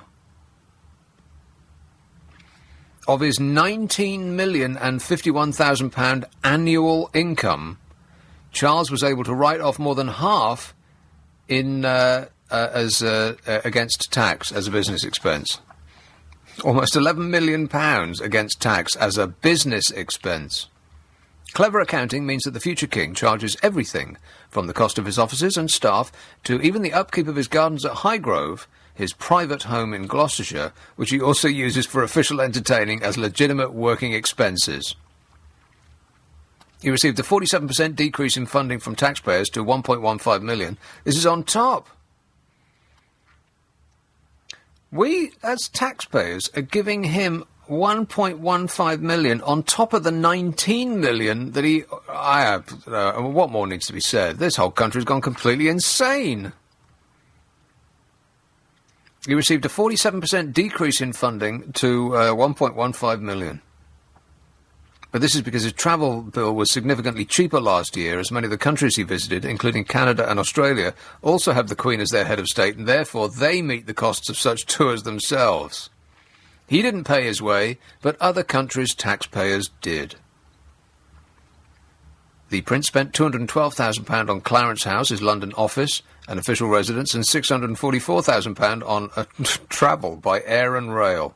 644 grand travel in 1 year. He has the equivalent of 125 official full-time staff, including, and here it gets weird, including 1.3 butlers, 4.3 chefs, kitchen porters, 3 chauffeurs, 10 house managers and housekeepers, and 20 garden and estate workers. How can he have 1.3 butlers? He also employs 22 staff on a personal basis, including 7 secretaries, chefs, valets, and 15 estate, farm, garden, and stable staff. He doesn't need to shoot his cuffs. He has a man who does that for him. The Duchy of Cornwall is a private estate, a portfolio of agricultural land, which is 53,000 hectares of land in 24 counties at the last count, and properties such as the Oval Cricket Ground, which generate vast amounts of rent, as well as some shrewd financial investments. And this nonsense has been going on since 1337. Like Amanda said, we should just take a peek out of the Dark Ages. Since 1337, the estate's profits have gone to successive princes of Wales as the equivalent of annual income. Clarence House stressed that Charles pays income tax. But in recent years, there's been growing criticism of the cosy arrangement that he has, so his income is not subject to either corporation or capital gains taxes. Parliament's Public Accounts Committee is due to question senior figures from the Duchy and Clarence House over how it works next month. Well, isn't that exciting? No. No. That'll be a grovelling affair, I bet. Hayes. Hello, Billy. Hi. Billy. I like the royal family. Okay. But I don't understand why we should pay for them, to be honest. And on this logic, why don't we just charge the people who watch BBC the TV license? They can save some more money from there. Yes, there's a lot of people who would agree with that. Yes, but I wanted to talk about the end game of this economic crisis. What's going to happen in the end? The end? Because at the moment we're just scratching the surface. We're going from double dip, triple dip recessions. Well, sorry, it wasn't double dip as it come out lately. But I think that the end game is going to be that the living standards have to drop dramatically, just because we can. Haven't they done that already? You mean it's going to get worse? Well, yes, much worse actually, because if you look the way especially the baby boom generation living, and compare the living standards with their parents and their grandparents 40 years ago. Yeah. I mean, they're living a very rich lifestyle. You know, they all have 2 cars and a couple of houses here and there, and they're holidaying all over the place. And well, they're living a lifestyle that was probably going to be unique to that generation, because, as you said, no generation before them lived quite so well, and come to find out, no generation after them is going to do so well either. Exactly, and I call it actually the experiment, because the pension experiment, which happened after the Second World War, was never before that, and as you said, never going to be after that, because you just simply cannot afford it. Yeah. And people were drawing pensions for 30, 40, 50 years, actually longer than actually they were working. Something's got to give. And as you can see, the young unemployment, which is in the record high, it's going to just go getting higher. You have this situation, you have 2 people working, supporting 1 pensioner, and soon it's going to be nearly 1-to-1. It's just unaffordable, unsustainable. You know, the narrative from newspapers is that the benefits bill is an outrage because it's supporting teenagers who just want to sit on their couch and smoke dope and watch Jeremy Kyle all day. But the truth is, actually, the opposite is that young people are supporting pensioners and will continue to do so because unless there's some way we can legally get out of it. But what a dreadful circumstance to work your entire life on the being sold a lie that you will be, comfortable as long as you pay into your pension, and then to have it whipped away from you because of the actions of, who should we blame it on? The bankers? It's actually all of our fault because we've all been spending money we haven't got and stuff we don't need, both as individuals and governments. Well, actually, we have to have politicians which can tell the truth for a change. And unfortunately, this is never going to happen. Exactly. It's never going to happen. And every party coming and every politician promising the things which they pretty well know that they cannot fulfill. And somebody has to come and just tell the truth. Well, it's not going to happen unless we get, like I was saying before, unless we get this benign dictatorship, because politicians have to think about the short-term benefits of everything that they do. And and one thing they do not want to do is to rile the only group who goes out and votes in any great number, pensioners, or people who are looking at their pension just around the corner. So it's never going to get solved, Billy. If that's the end game that you were talking about, then, we really are doomed. And on that happy note, This is LBC 97.3. It's time for the news at midnight. Call 0845 6060 973. Text 84850. Tweet at LBC 973. This is London's biggest conversation with Nick Abbot. Hi, honey. How are you? Yes, you know, the UN actually demanded we put a stop to high-rise tower blocks going up alongside the river. Billions of pounds worth of high-rise developments in South London must be halted because they will blight heritage views of Big Ben and the Houses of Parliament. The government was warned just last week. Advisors to the UN's heritage body, UNESCO, said proposed towers at Waterloo, Nine Elms, Vauxhall and Elephant and Castle need to be drastically scaled down because of their negative impact on one of the world's most photographed tourist attractions. What are they talking about? You know, that tower that's in Elephant Castle now, that has to be in a packed competition, that has to be the most hideous tall building I have ever seen in my life. And you know why it got planning permission? Because of the stupid turbines at the top. Oh, it's green, they said. And a pliant council said, oh, that's fantastic.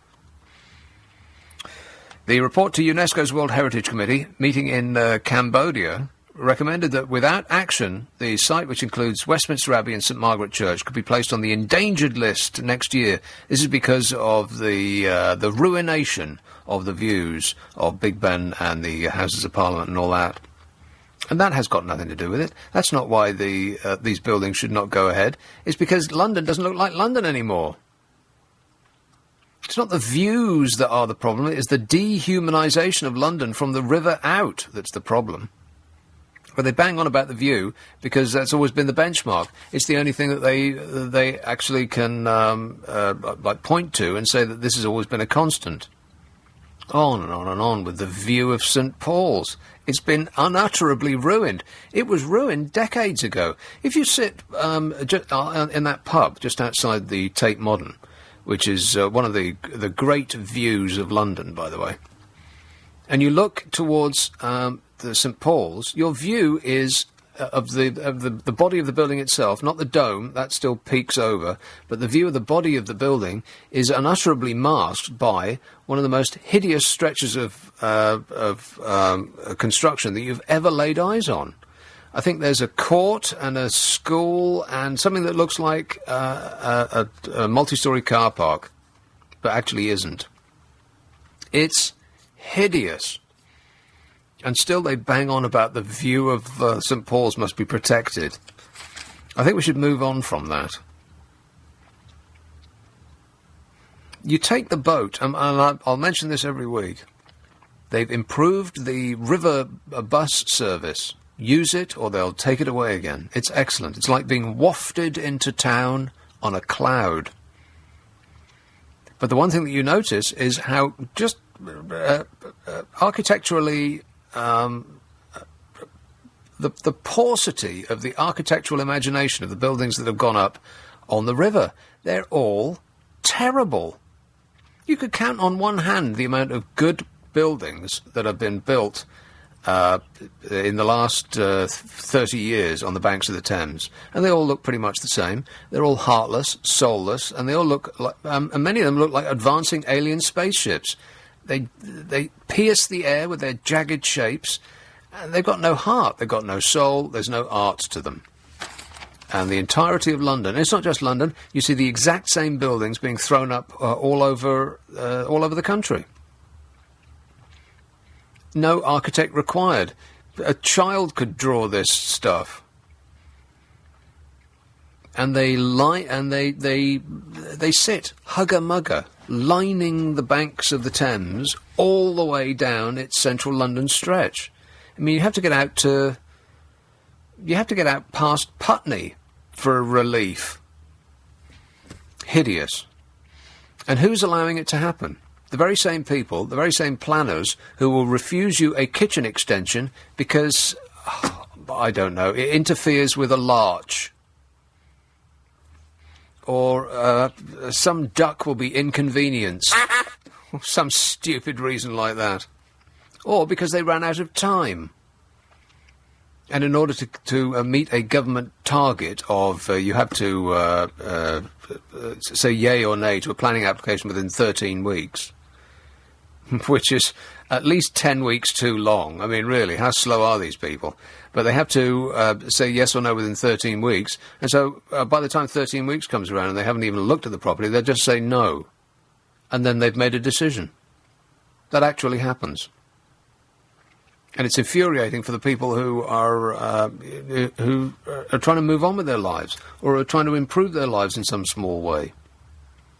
Because all of the attention of the planners is attending to the demands of the multinational building firms, who always get their way. They must do, because why would they agree to these hideous buildings if they didn't just, if the planning departments of the councils didn't just comply with their every demand? I mean, is there anybody on the council planning departments that can actually see? I do love that walkie-talkie, by the way. But that's the only tall building in London that's worth a damn. The thing in Elephant Castle has to go.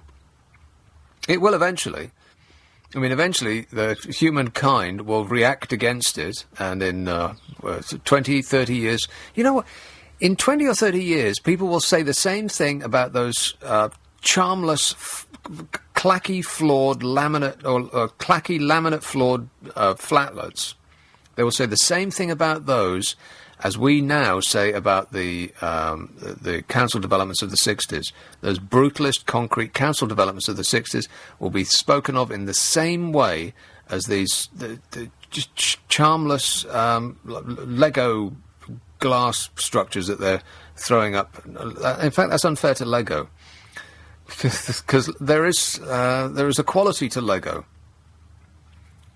These sort of flat-packed buildings that they're throwing up either side of the Thames, we'll think the same, and we will, as a society, look in wonder and think, how on earth did they get built?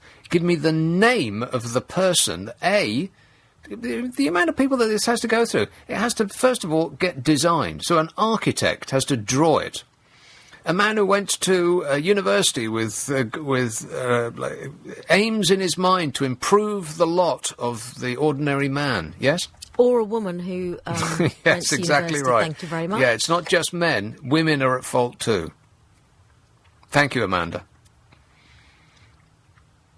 So the architect who dreamed of building a house for Sting or something like that is reduced to just drawing the same thing over and over again.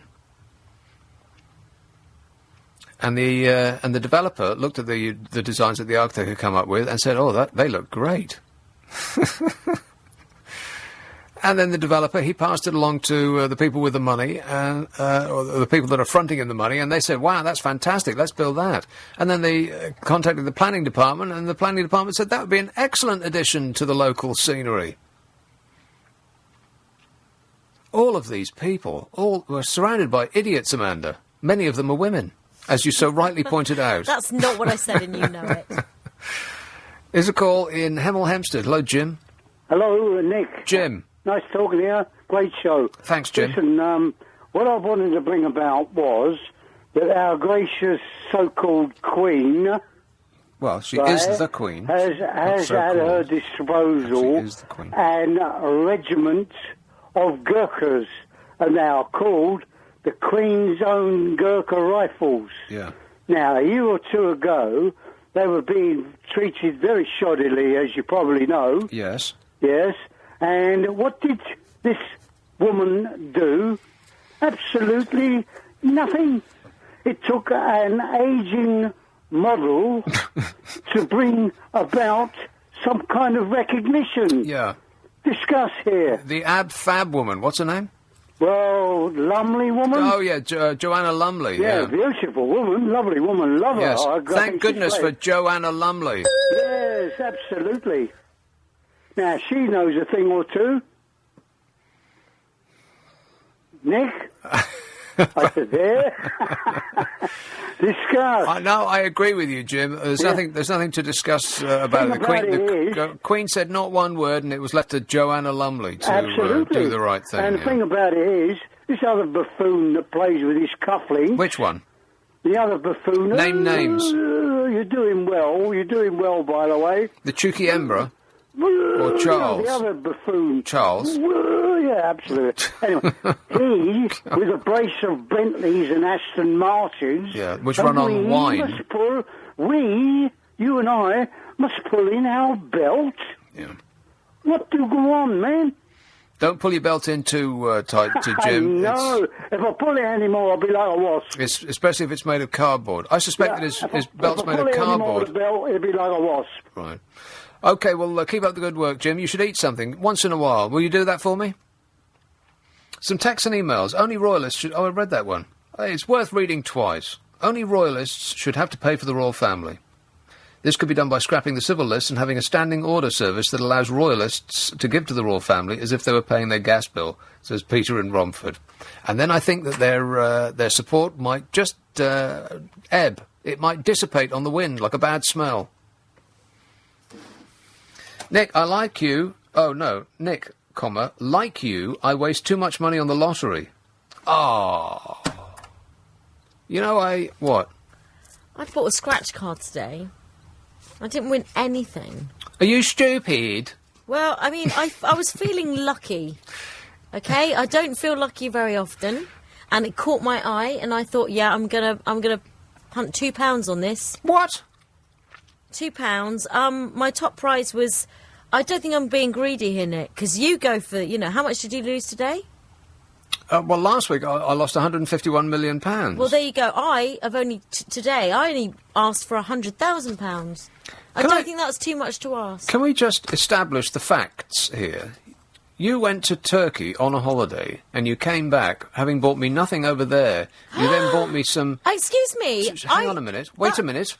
You bought me some Turkish delight in a newsagent in this country. That's more than I've ever got from you. For 60 pence, and then you threw away £2 on a scratch card. I didn't know I was throwing it away. I thought I was investing it. For me? No. How much have you ever spent on me, Nick? You've never even spent 60p on me. So. The education that you're getting, sitting in my presence, should be payment enough. I've got a present. 0845 6060 973. Nick Abbott, LBC 97.3. LBC 97.3. London's biggest conversation. How can you possibly... Walkie/talkie. You know the very, very tall buildings that are going up in London now, they seem to be being okayed as though they're a good idea. People are saying that there isn't enough building of places to live, but it seems like on every corner in London there is some hideous tower block going up. You know, they just announced an OK for a 60-storey residential block in Nine Elms. 60 stories.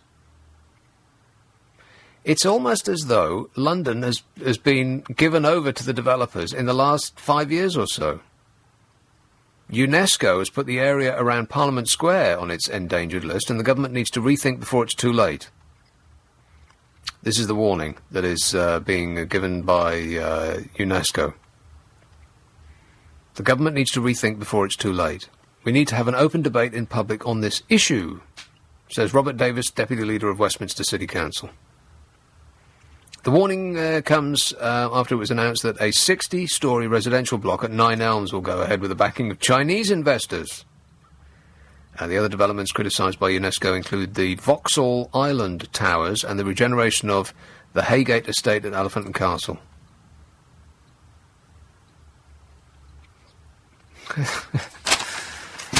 You go away on holiday for just 2 weeks, Amanda, and you come back and you can barely recognise the place, I bet. I've only been away 1 week. Oh, well, like I said... Didn't it? You've missed me so much. Exactly. Wood Green, hello, Rob. How you doing? Good, thanks. Yeah, I've got a couple of suggestions for you. The first one is privatise the royal family. So just let them run on their own, so they raise their own funds and spend their own funds. Yeah. And we don't have to cough up any money at all. Right. And the second biggest waste of money ever is the private finance initiative. The initiative that costs every taxpayer in the country, every penny that's raised in income tax is now going towards paying off the private finance initiative, where the money was raised to build dodgy schools, dodgy hospitals, where now you have to pay £330 to change a light switch in one of these schools, and the chances are most of the buildings won't even last 20 years. And the companies that were used to raise the money are not even registered in this country to pay tax. The biggest scandal ever.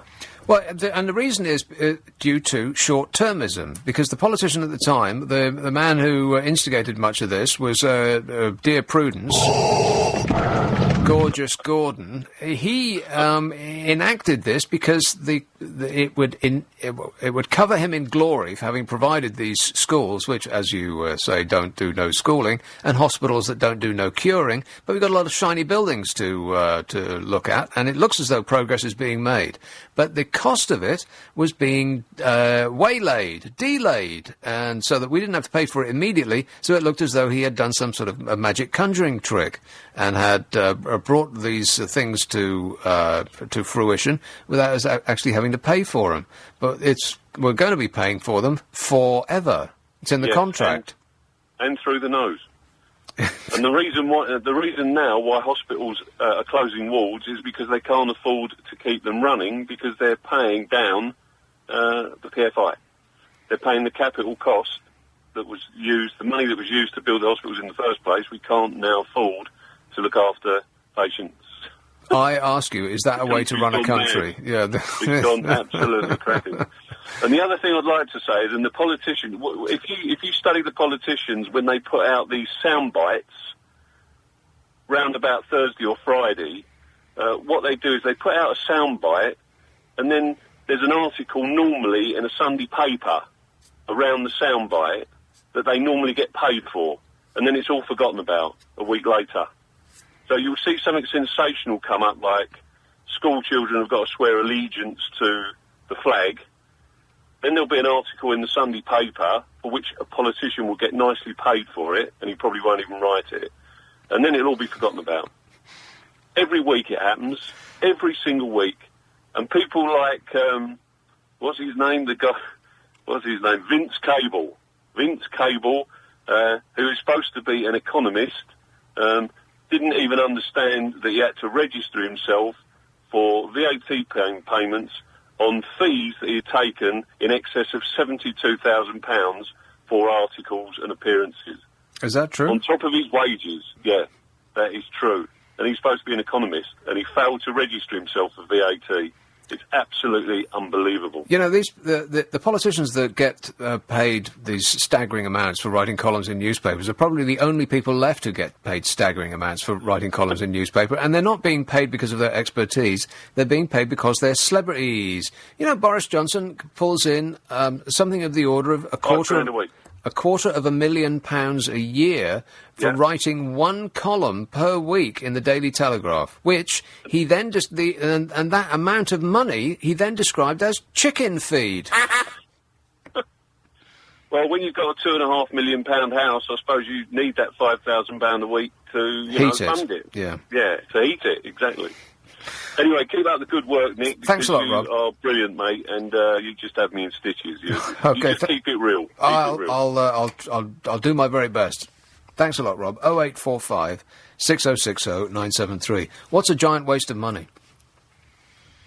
That'll be the background hum on this programme. What is a giant waste of money? Now, it could be something that society wastes its money on, or something that you personally waste your money on. I mean, we've had all sorts of things. We've had, the royal family, and colonic irrigation.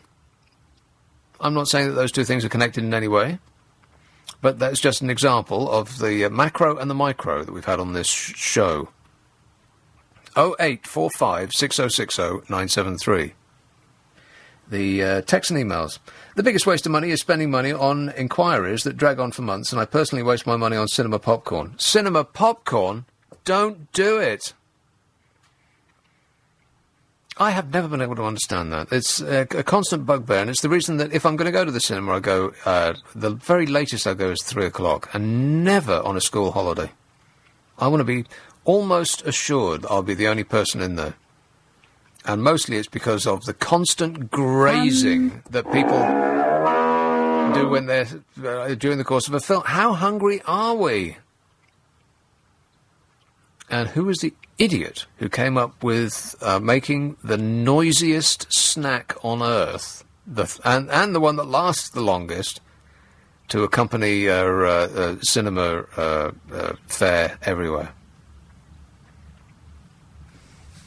I want the name of the person. This one says, I agree with most of what you've said about the monarchy, but the Queen is 86. How many people do you know who would work 26 years more than needed and put up with boring politicians, knowing you know better but can't say a thing, says Sharon in Streatham. Well, several things, Sharon. It's not work. Can we stop pretending that it's work? Let's try to imagine the Queen's day. She gets up at the crack of whenever she likes.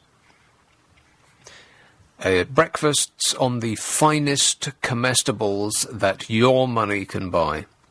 Is waited on hand and foot, cleaned, powdered and dressed by somebody else.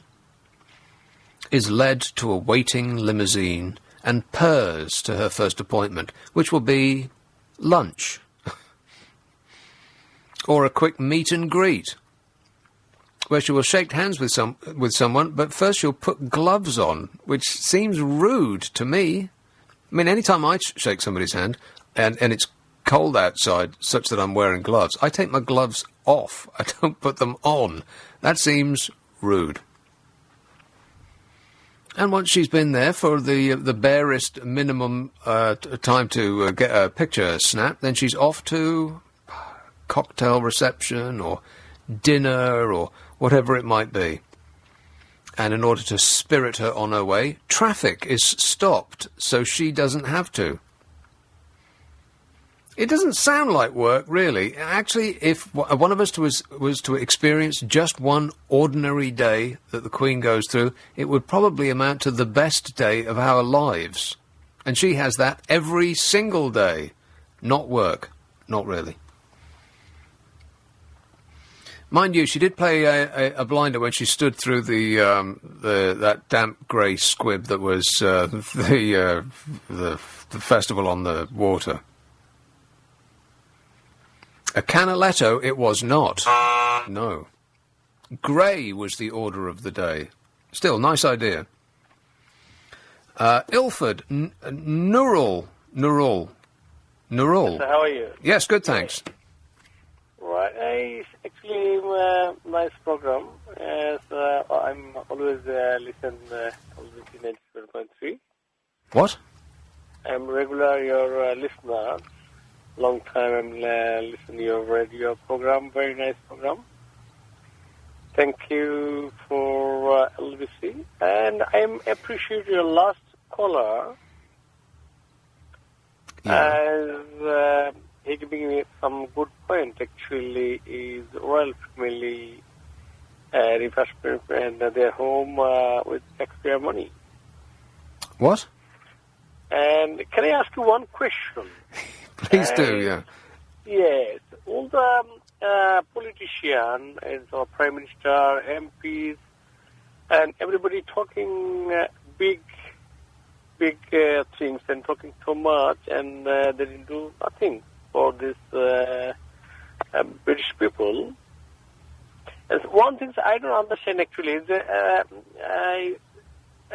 all the European coming in this country. So what's the benefit of British people? Can you let me know? Was that your question? Yeah.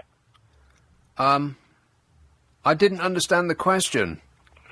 Question is, you know, when this country is involved with the European Union and all the Romanian and all the East European people coming in this country, they're working and everything, then these country people have no jobs, no money, they're spending cards, pensioners are suffering in this country. So every people coming from outside, so what's the benefit of British people? Let me see if I've got this right. Correct me if I go off track here, Amanda. Yeah. Are you saying to me, Nurul, Yeah. are you essentially complaining about people coming over here from other countries and taking our jobs? Yeah.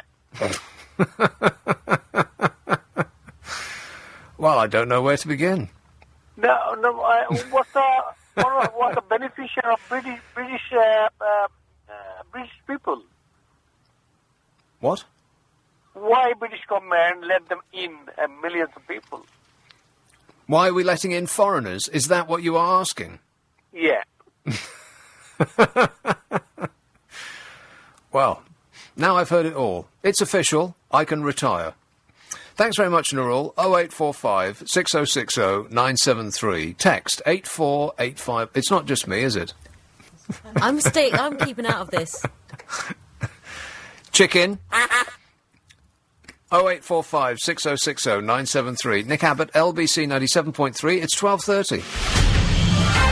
This is London's biggest conversation with Nick Abbott. Yes, we're talking about waste of money. Wastes of money. 0845 6060 973. What is the biggest waste of money? It could be that we all spend or that you personally spend. How about this? The cost to taxpayers of refurbishing the Duke and Duchess of Cambridge's new Kensington Palace home has hit £1 million so far. William and Kate are hoping to move into apartment 1A of the 57-room... Now, I hope that the apartment 1A isn't 57 rooms, and that Kensington Palace is what they're describing as a 57-room residence. Apartment 1A was once inhabited by Princess Margaret. They will be moving into it with their new bye-bye in summer. Although the couple are personally paying for the fixtures and finishing, such as curtains and soft furnishings, the cost of... well, they're not. We're paying... They're just using the money that we're paying them to pay for it. I mean, they're not using their wages to pay for it, are they? They haven't got jobs. The couple are personally paying for the fixtures and finishings. We're paying for it. The cost of basic building work, including new heating, electrics and plastering, is being met by money given to the Queen by the government, otherwise known as us. So we're paying for the building work and we're paying for the fixtures and finishings. It's just that different people are writing the cheques. So far, the internal refurbishments have cost £600,000, and there's another 400 to go, minimum. So they spent £1 million. Not on, this is not buying a house. This is £1 million on a flat that already exists. A spokesman for the Duke and Duchess stressed that a close eye was being kept on costs. Right. The spokesman also stressed that occupied royal palaces are held in trust for the nation, so William and Kate do not own the apartment, nor can they sell it. Yeah, and nor can we live in it, or visit it, or see it. That's that same tired, constipated... Not constipated, that doesn't make sense in this context. It's the same tired, mendacious argument that they pull over and over again. Oh, well, it's not our property. We're holding it in trust. Oh, well, can I come around and have a look then? We can, but only at the appointed time, and if we pay them 20 quid up front. Apartment 1A is a spacious 4-storey property with its own large south-facing walled garden. It takes up half the clock tower wing, designed by Sir Christopher Wren for King William and Queen Mary. The living space has previously included 5 reception rooms, 3 main bedrooms, dressing rooms and bathrooms, a night and day nursery, 9 staff bedrooms, and more than 20 ancillary rooms, each one of which you could probably fit the average flat in. According to Buckingham Palace's annual accounts, the Cambridges were also responsible for the single most expensive foreign visit by members of the royal family over the last 12 months.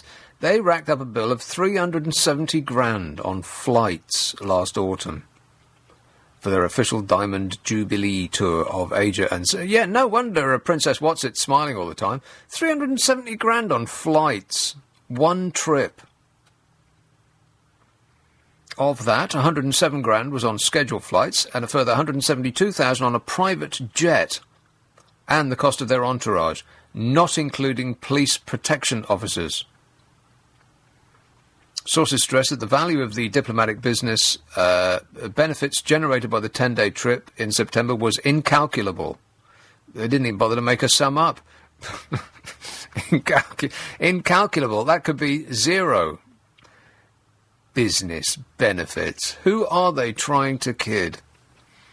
Islington. Julia. Yes, hello.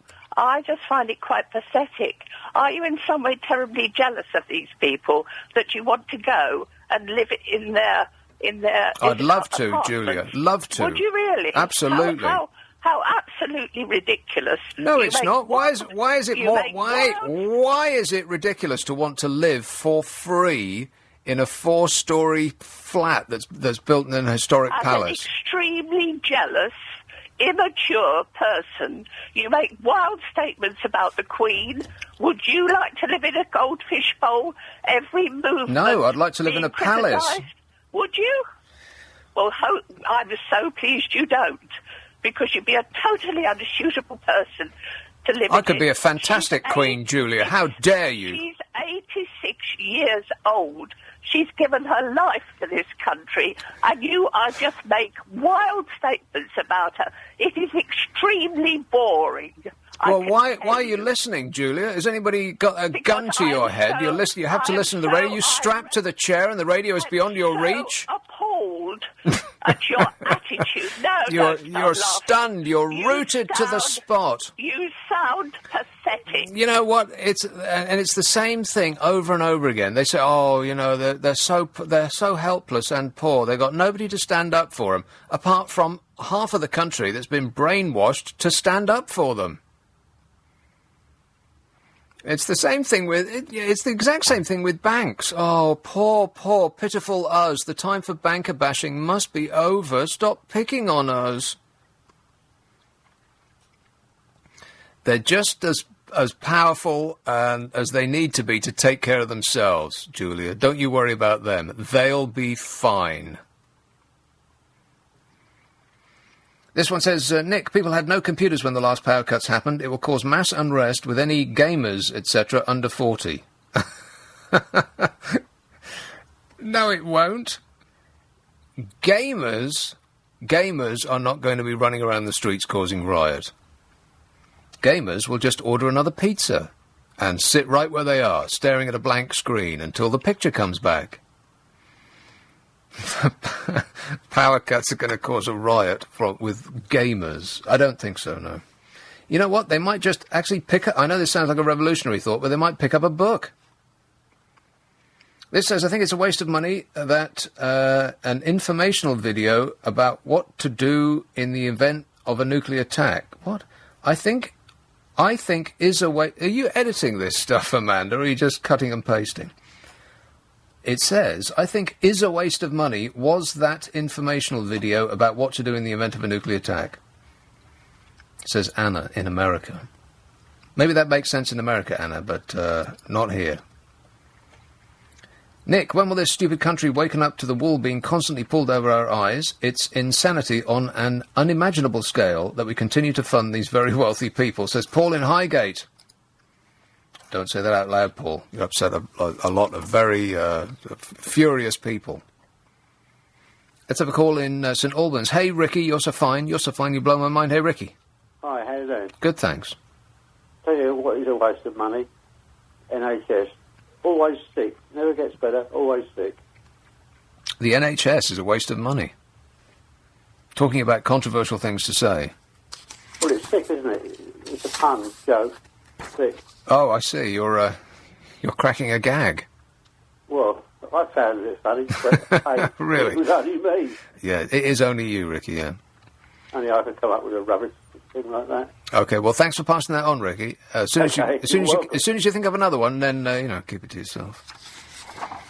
A toddler has been refused a crucial operation which could help him walk because it is not deemed worthy of funding by NHS bureaucrats.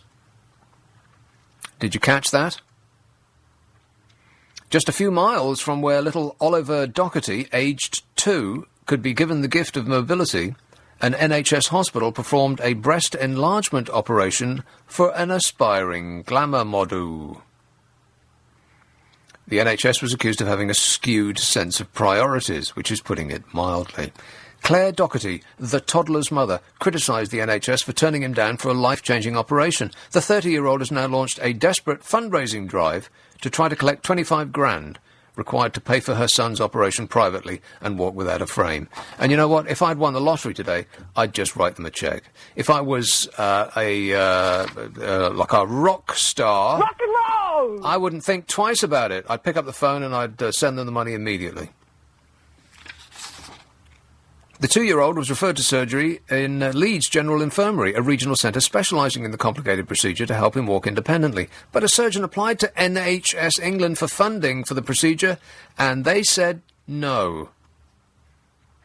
The case is in stark contrast to that of Miss Cunningham, the aspiring glamour model, who had her breasts enlarged to size 36 double D on the NHS. The surgery to the 22-year-old cost taxpayers £4,800. She convinced doctors at St James Hospital in Leeds, a few miles from where the specialists could have helped the 2-year-old to walk again, by she convinced them to operate by claiming that her flat chest was ruining her life and causing her emotional distress. Miss Cunningham, who works in telesales, says her new breasts have given her the confidence she needs to pursue her dream of topless modelling. The unmarried mother from Leeds plans to leave her... it gets worse. The unmarried mother from Leeds plans to leave her children, Harley, aged 5, and Frankie, aged 2, with her parents while she chases her dream of topless modelling. Well, isn't that nice? At least she isn't going to leave them in a shoe shop doorway. She's practically the perfect mother. Yeah. Her operation was recommended by her GP before being approved by her local primary care trust. And when approached by journalists, health bosses were unable to say why such an enormous cleavage was necessary for Miss Cunningham's well-being. They would only say, and I quote, "Wow, wow, wow, wow, wow, wow, wow, wow, wow." A spokesman for NHS England says NHS's current commissioning policy means that this procedure to help the toddler walk is not being routinely funded for patients in England. The NHS, the envy of the world. It's practically perfect in every way. I am stunned. Here's a call in Beckenham. Hello, Louise. Good afternoon. Louise. Hello. What's up, Louise, apart from your sense of time? Oh, sorry, I do apologise. Well, I was thinking about, you said what is the most amount of money you pay on an item? Yeah. My rent? Rent? Yes. Even in Beckenham it's expensive. Well, we've just got a rent review this week, and it's gone up by another £150. A week? A month. How much do you pay now? 1,250. And what do you get for that? Nothing. Words fail you. Yeah, so basically we're losing our house because we can't afford to live here anymore, and we're moving back in with Grandma. Oh. Yeah, can you imagine? Now, yes, with Grandma. Well, now, yeah. She'll have an idea of how you should live your life, and she'll be telling you about that constantly, I bet. Oh, God, I know. Like, I've said to her, look, if we're paying rent to you, then it can't be a situation whereby you have to call me in at 8 o'clock at night and you can't be out and about. Yeah. Like, what do you do? If it's a commercial arrangement that you have, then she can't be sticking her face in your business, telling you that you're not eating properly and you should do your shoes and... why are you up after... Yeah, why aren't you in, it's 9 o'clock and it's getting dark? Yes, absolutely. And going back to Grandma 6 years later, after having 2 children... Have you heard the phrase that you should never go back? Yeah, but we don't have a choice now because the rental prices in London are just well beyond our means. And you're not the only one. This is, and once the interest rates start going up, then you will be joined. There will be a stampede of people trying to live at your granny's place. At my mum's house. Well, Yeah. all of my friends think my mum's wonderful, and they were like, "I'd live with Olive. She's great." Yeah. She'll be listening now. Actually. But they don't know her like you know her. No, and my mum is wonderful to all of my friends, but just not to me. Well, that's because she's not their mum. She's Exactly. on her best behaviour when she's meeting your friends. Yeah, completely. And they're like, "Oh, I'd live with Olive. She's wonderful." Yeah. But then with you, she's like, well, I don't like this and I don't like that, and moan. But I was really interested, on the interim, about you talking about the page 3 incident. Yeah. They're trying to ban it. Ban what? Page 3. Oh, they've been trying to ban page 3 since page 3 was invented. Oh, okay. Well, my mother, Olive, will talk to you about this because I got offered page 3 when I was 16. Yeah. 16? Sorry, That's a bit... Is that not a bit young? Well, they offered me one of the first page 3 contracts at 16. At 16 years old? Yes. That seems a bit dubious to me. Yeah, lady with a hand in the air? Samantha Fox was only 16 as well. Really? Yes, Yeah, she it's was, depressing. She was. Yes, absolutely. Okay. And so what kind of money are we talking about here, Louise? I wasn't talking, they weren't talking any money at all, but they wrote... Wait a minute, whoa. They wanted you to do it for nothing? Yeah, basically, I can tell you who this is, but I don't know how you work in terms of... Well, no, don't give us any names. I won't give you the newspaper, no? Well, I think we've nailed down the newspaper. Okay, it was not the Daily Mail, I'll tell you Right. that much. And basically, I didn't get headhunted, but I... No, well, I can imagine there was about a foot below, I think, that you were hunted, yeah. Yeah, but I was 16 and they were looking for the first 16 page 3 girl. Yeah. Do you remember this? Well, no. I think Lindsay Dawn McKenzie got the gig. Do you not remember this at all? But no, well, how long ago is this? Well, I'm 30 now, so we're talking... So 16 from 30 is... 15 years ago, something. It's about 45 years ago. Yeah, exactly. And basically, my mother got a letter asking, would you allow Louise to do this I can page just 3? imagine what she said. She said... Yeah. The Is soundboard, that about yeah. right? Yeah. And Well, my your mother was quite right. She said, no, hell no, my daughter won't go. Is that what she said? She did then, at the Yeah. time, and she put me, into school, and I trained and I became a teacher. Because my mum thought that was a much better option than... Well, now, wait a minute. Are you still a teacher? No, currently I'm a parent who's struggling. Right, so, okay.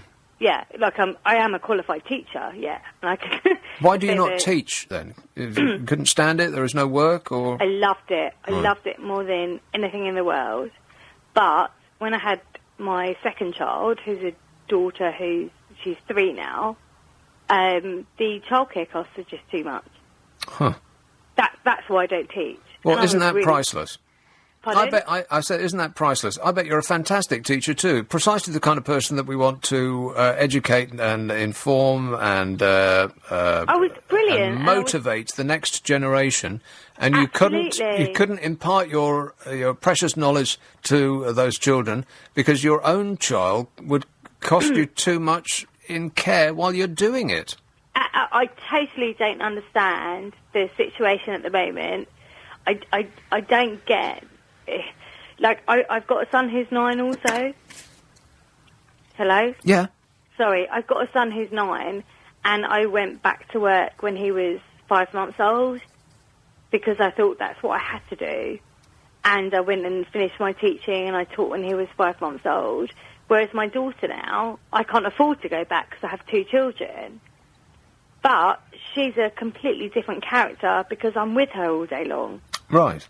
And now I don't want to send her anywhere. Well, no, I can understand that. Yeah, so you have to go back to your... now, is it your mum or your granny that you're going back to?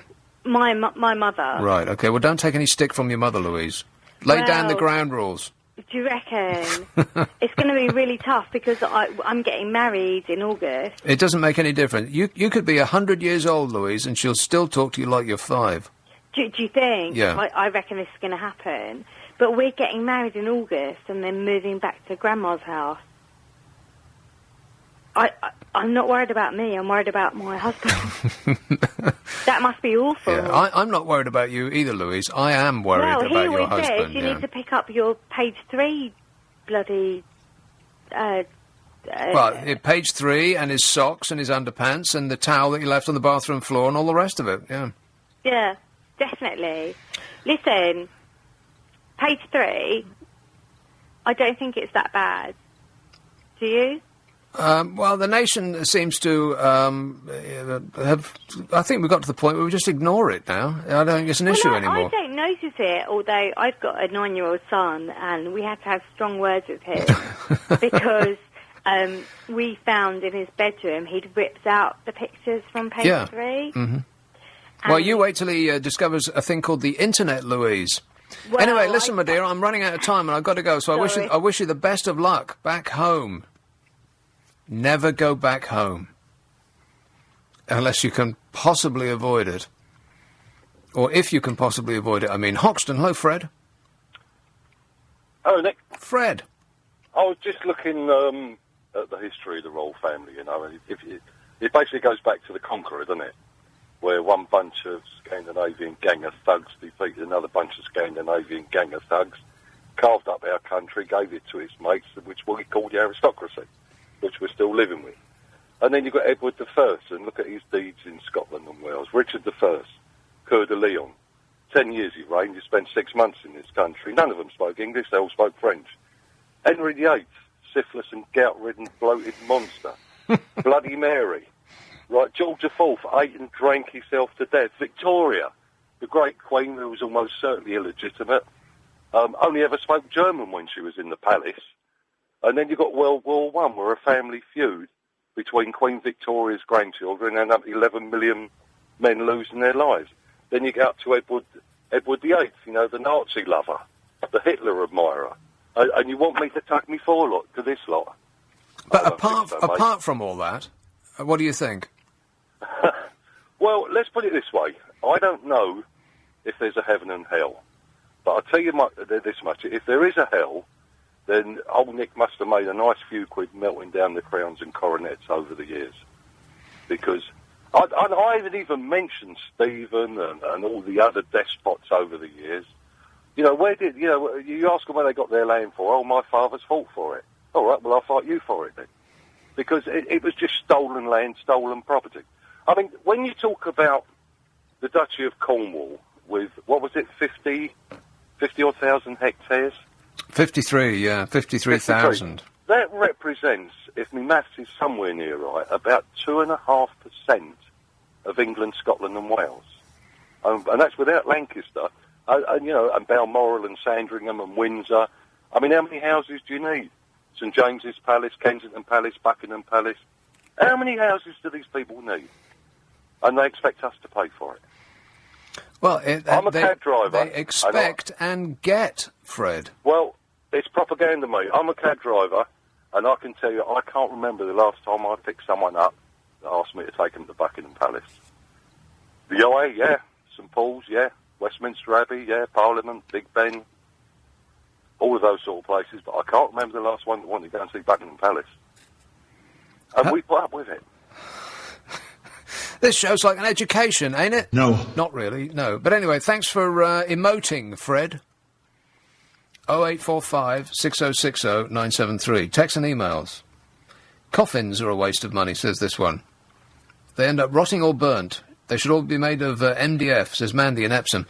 Well, that is actually a good thought. Never mind about MDF. They should be made of cardboard coffins.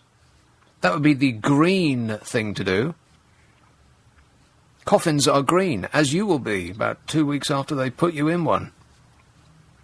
How do the royals sleep at night, says this message, knowing there are homeless people sleeping under cardboard boxes on the other side of the royal fence? Well, very, very soundly and securely, I would imagine. On their 20 grand beds.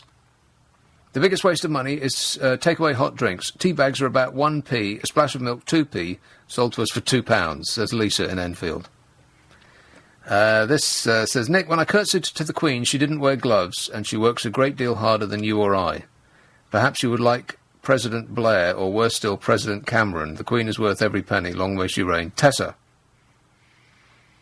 One of the biggest wastes of money I can think of is the cost of a parking ticket.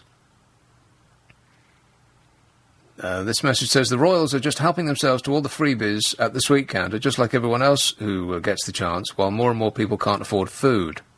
It does seem anachronistic that a country that has got soup kitchens up and down the country, that are giving away free cans of food to people who are starving, is also funding the most ornate and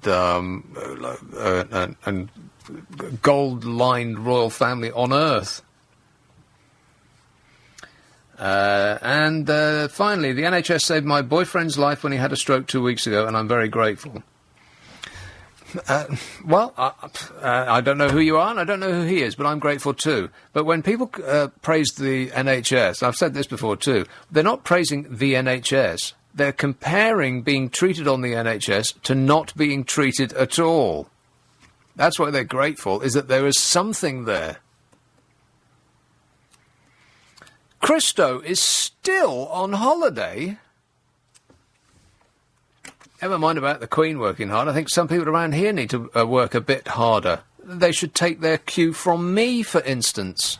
You would agree with that, wouldn't you, Ollie Man? I'm not sure. I'm grateful for the work. I can imagine Christo listening to that at the moment on a beach in Mykonos, I reckon, feeling quite pleased that actually he's made the choice not to be here this week, and I'm very glad to be here with you. It's Armed Forces Day, and Ed Miliband is already making political capital out of it. He says, under Labour, members of the armed forces would get priority access to the NHS. Now, the forces may fight for our country, but why is their health more of a priority than any other public sector worker or, well, anyone in the UK? 0845 6060 973.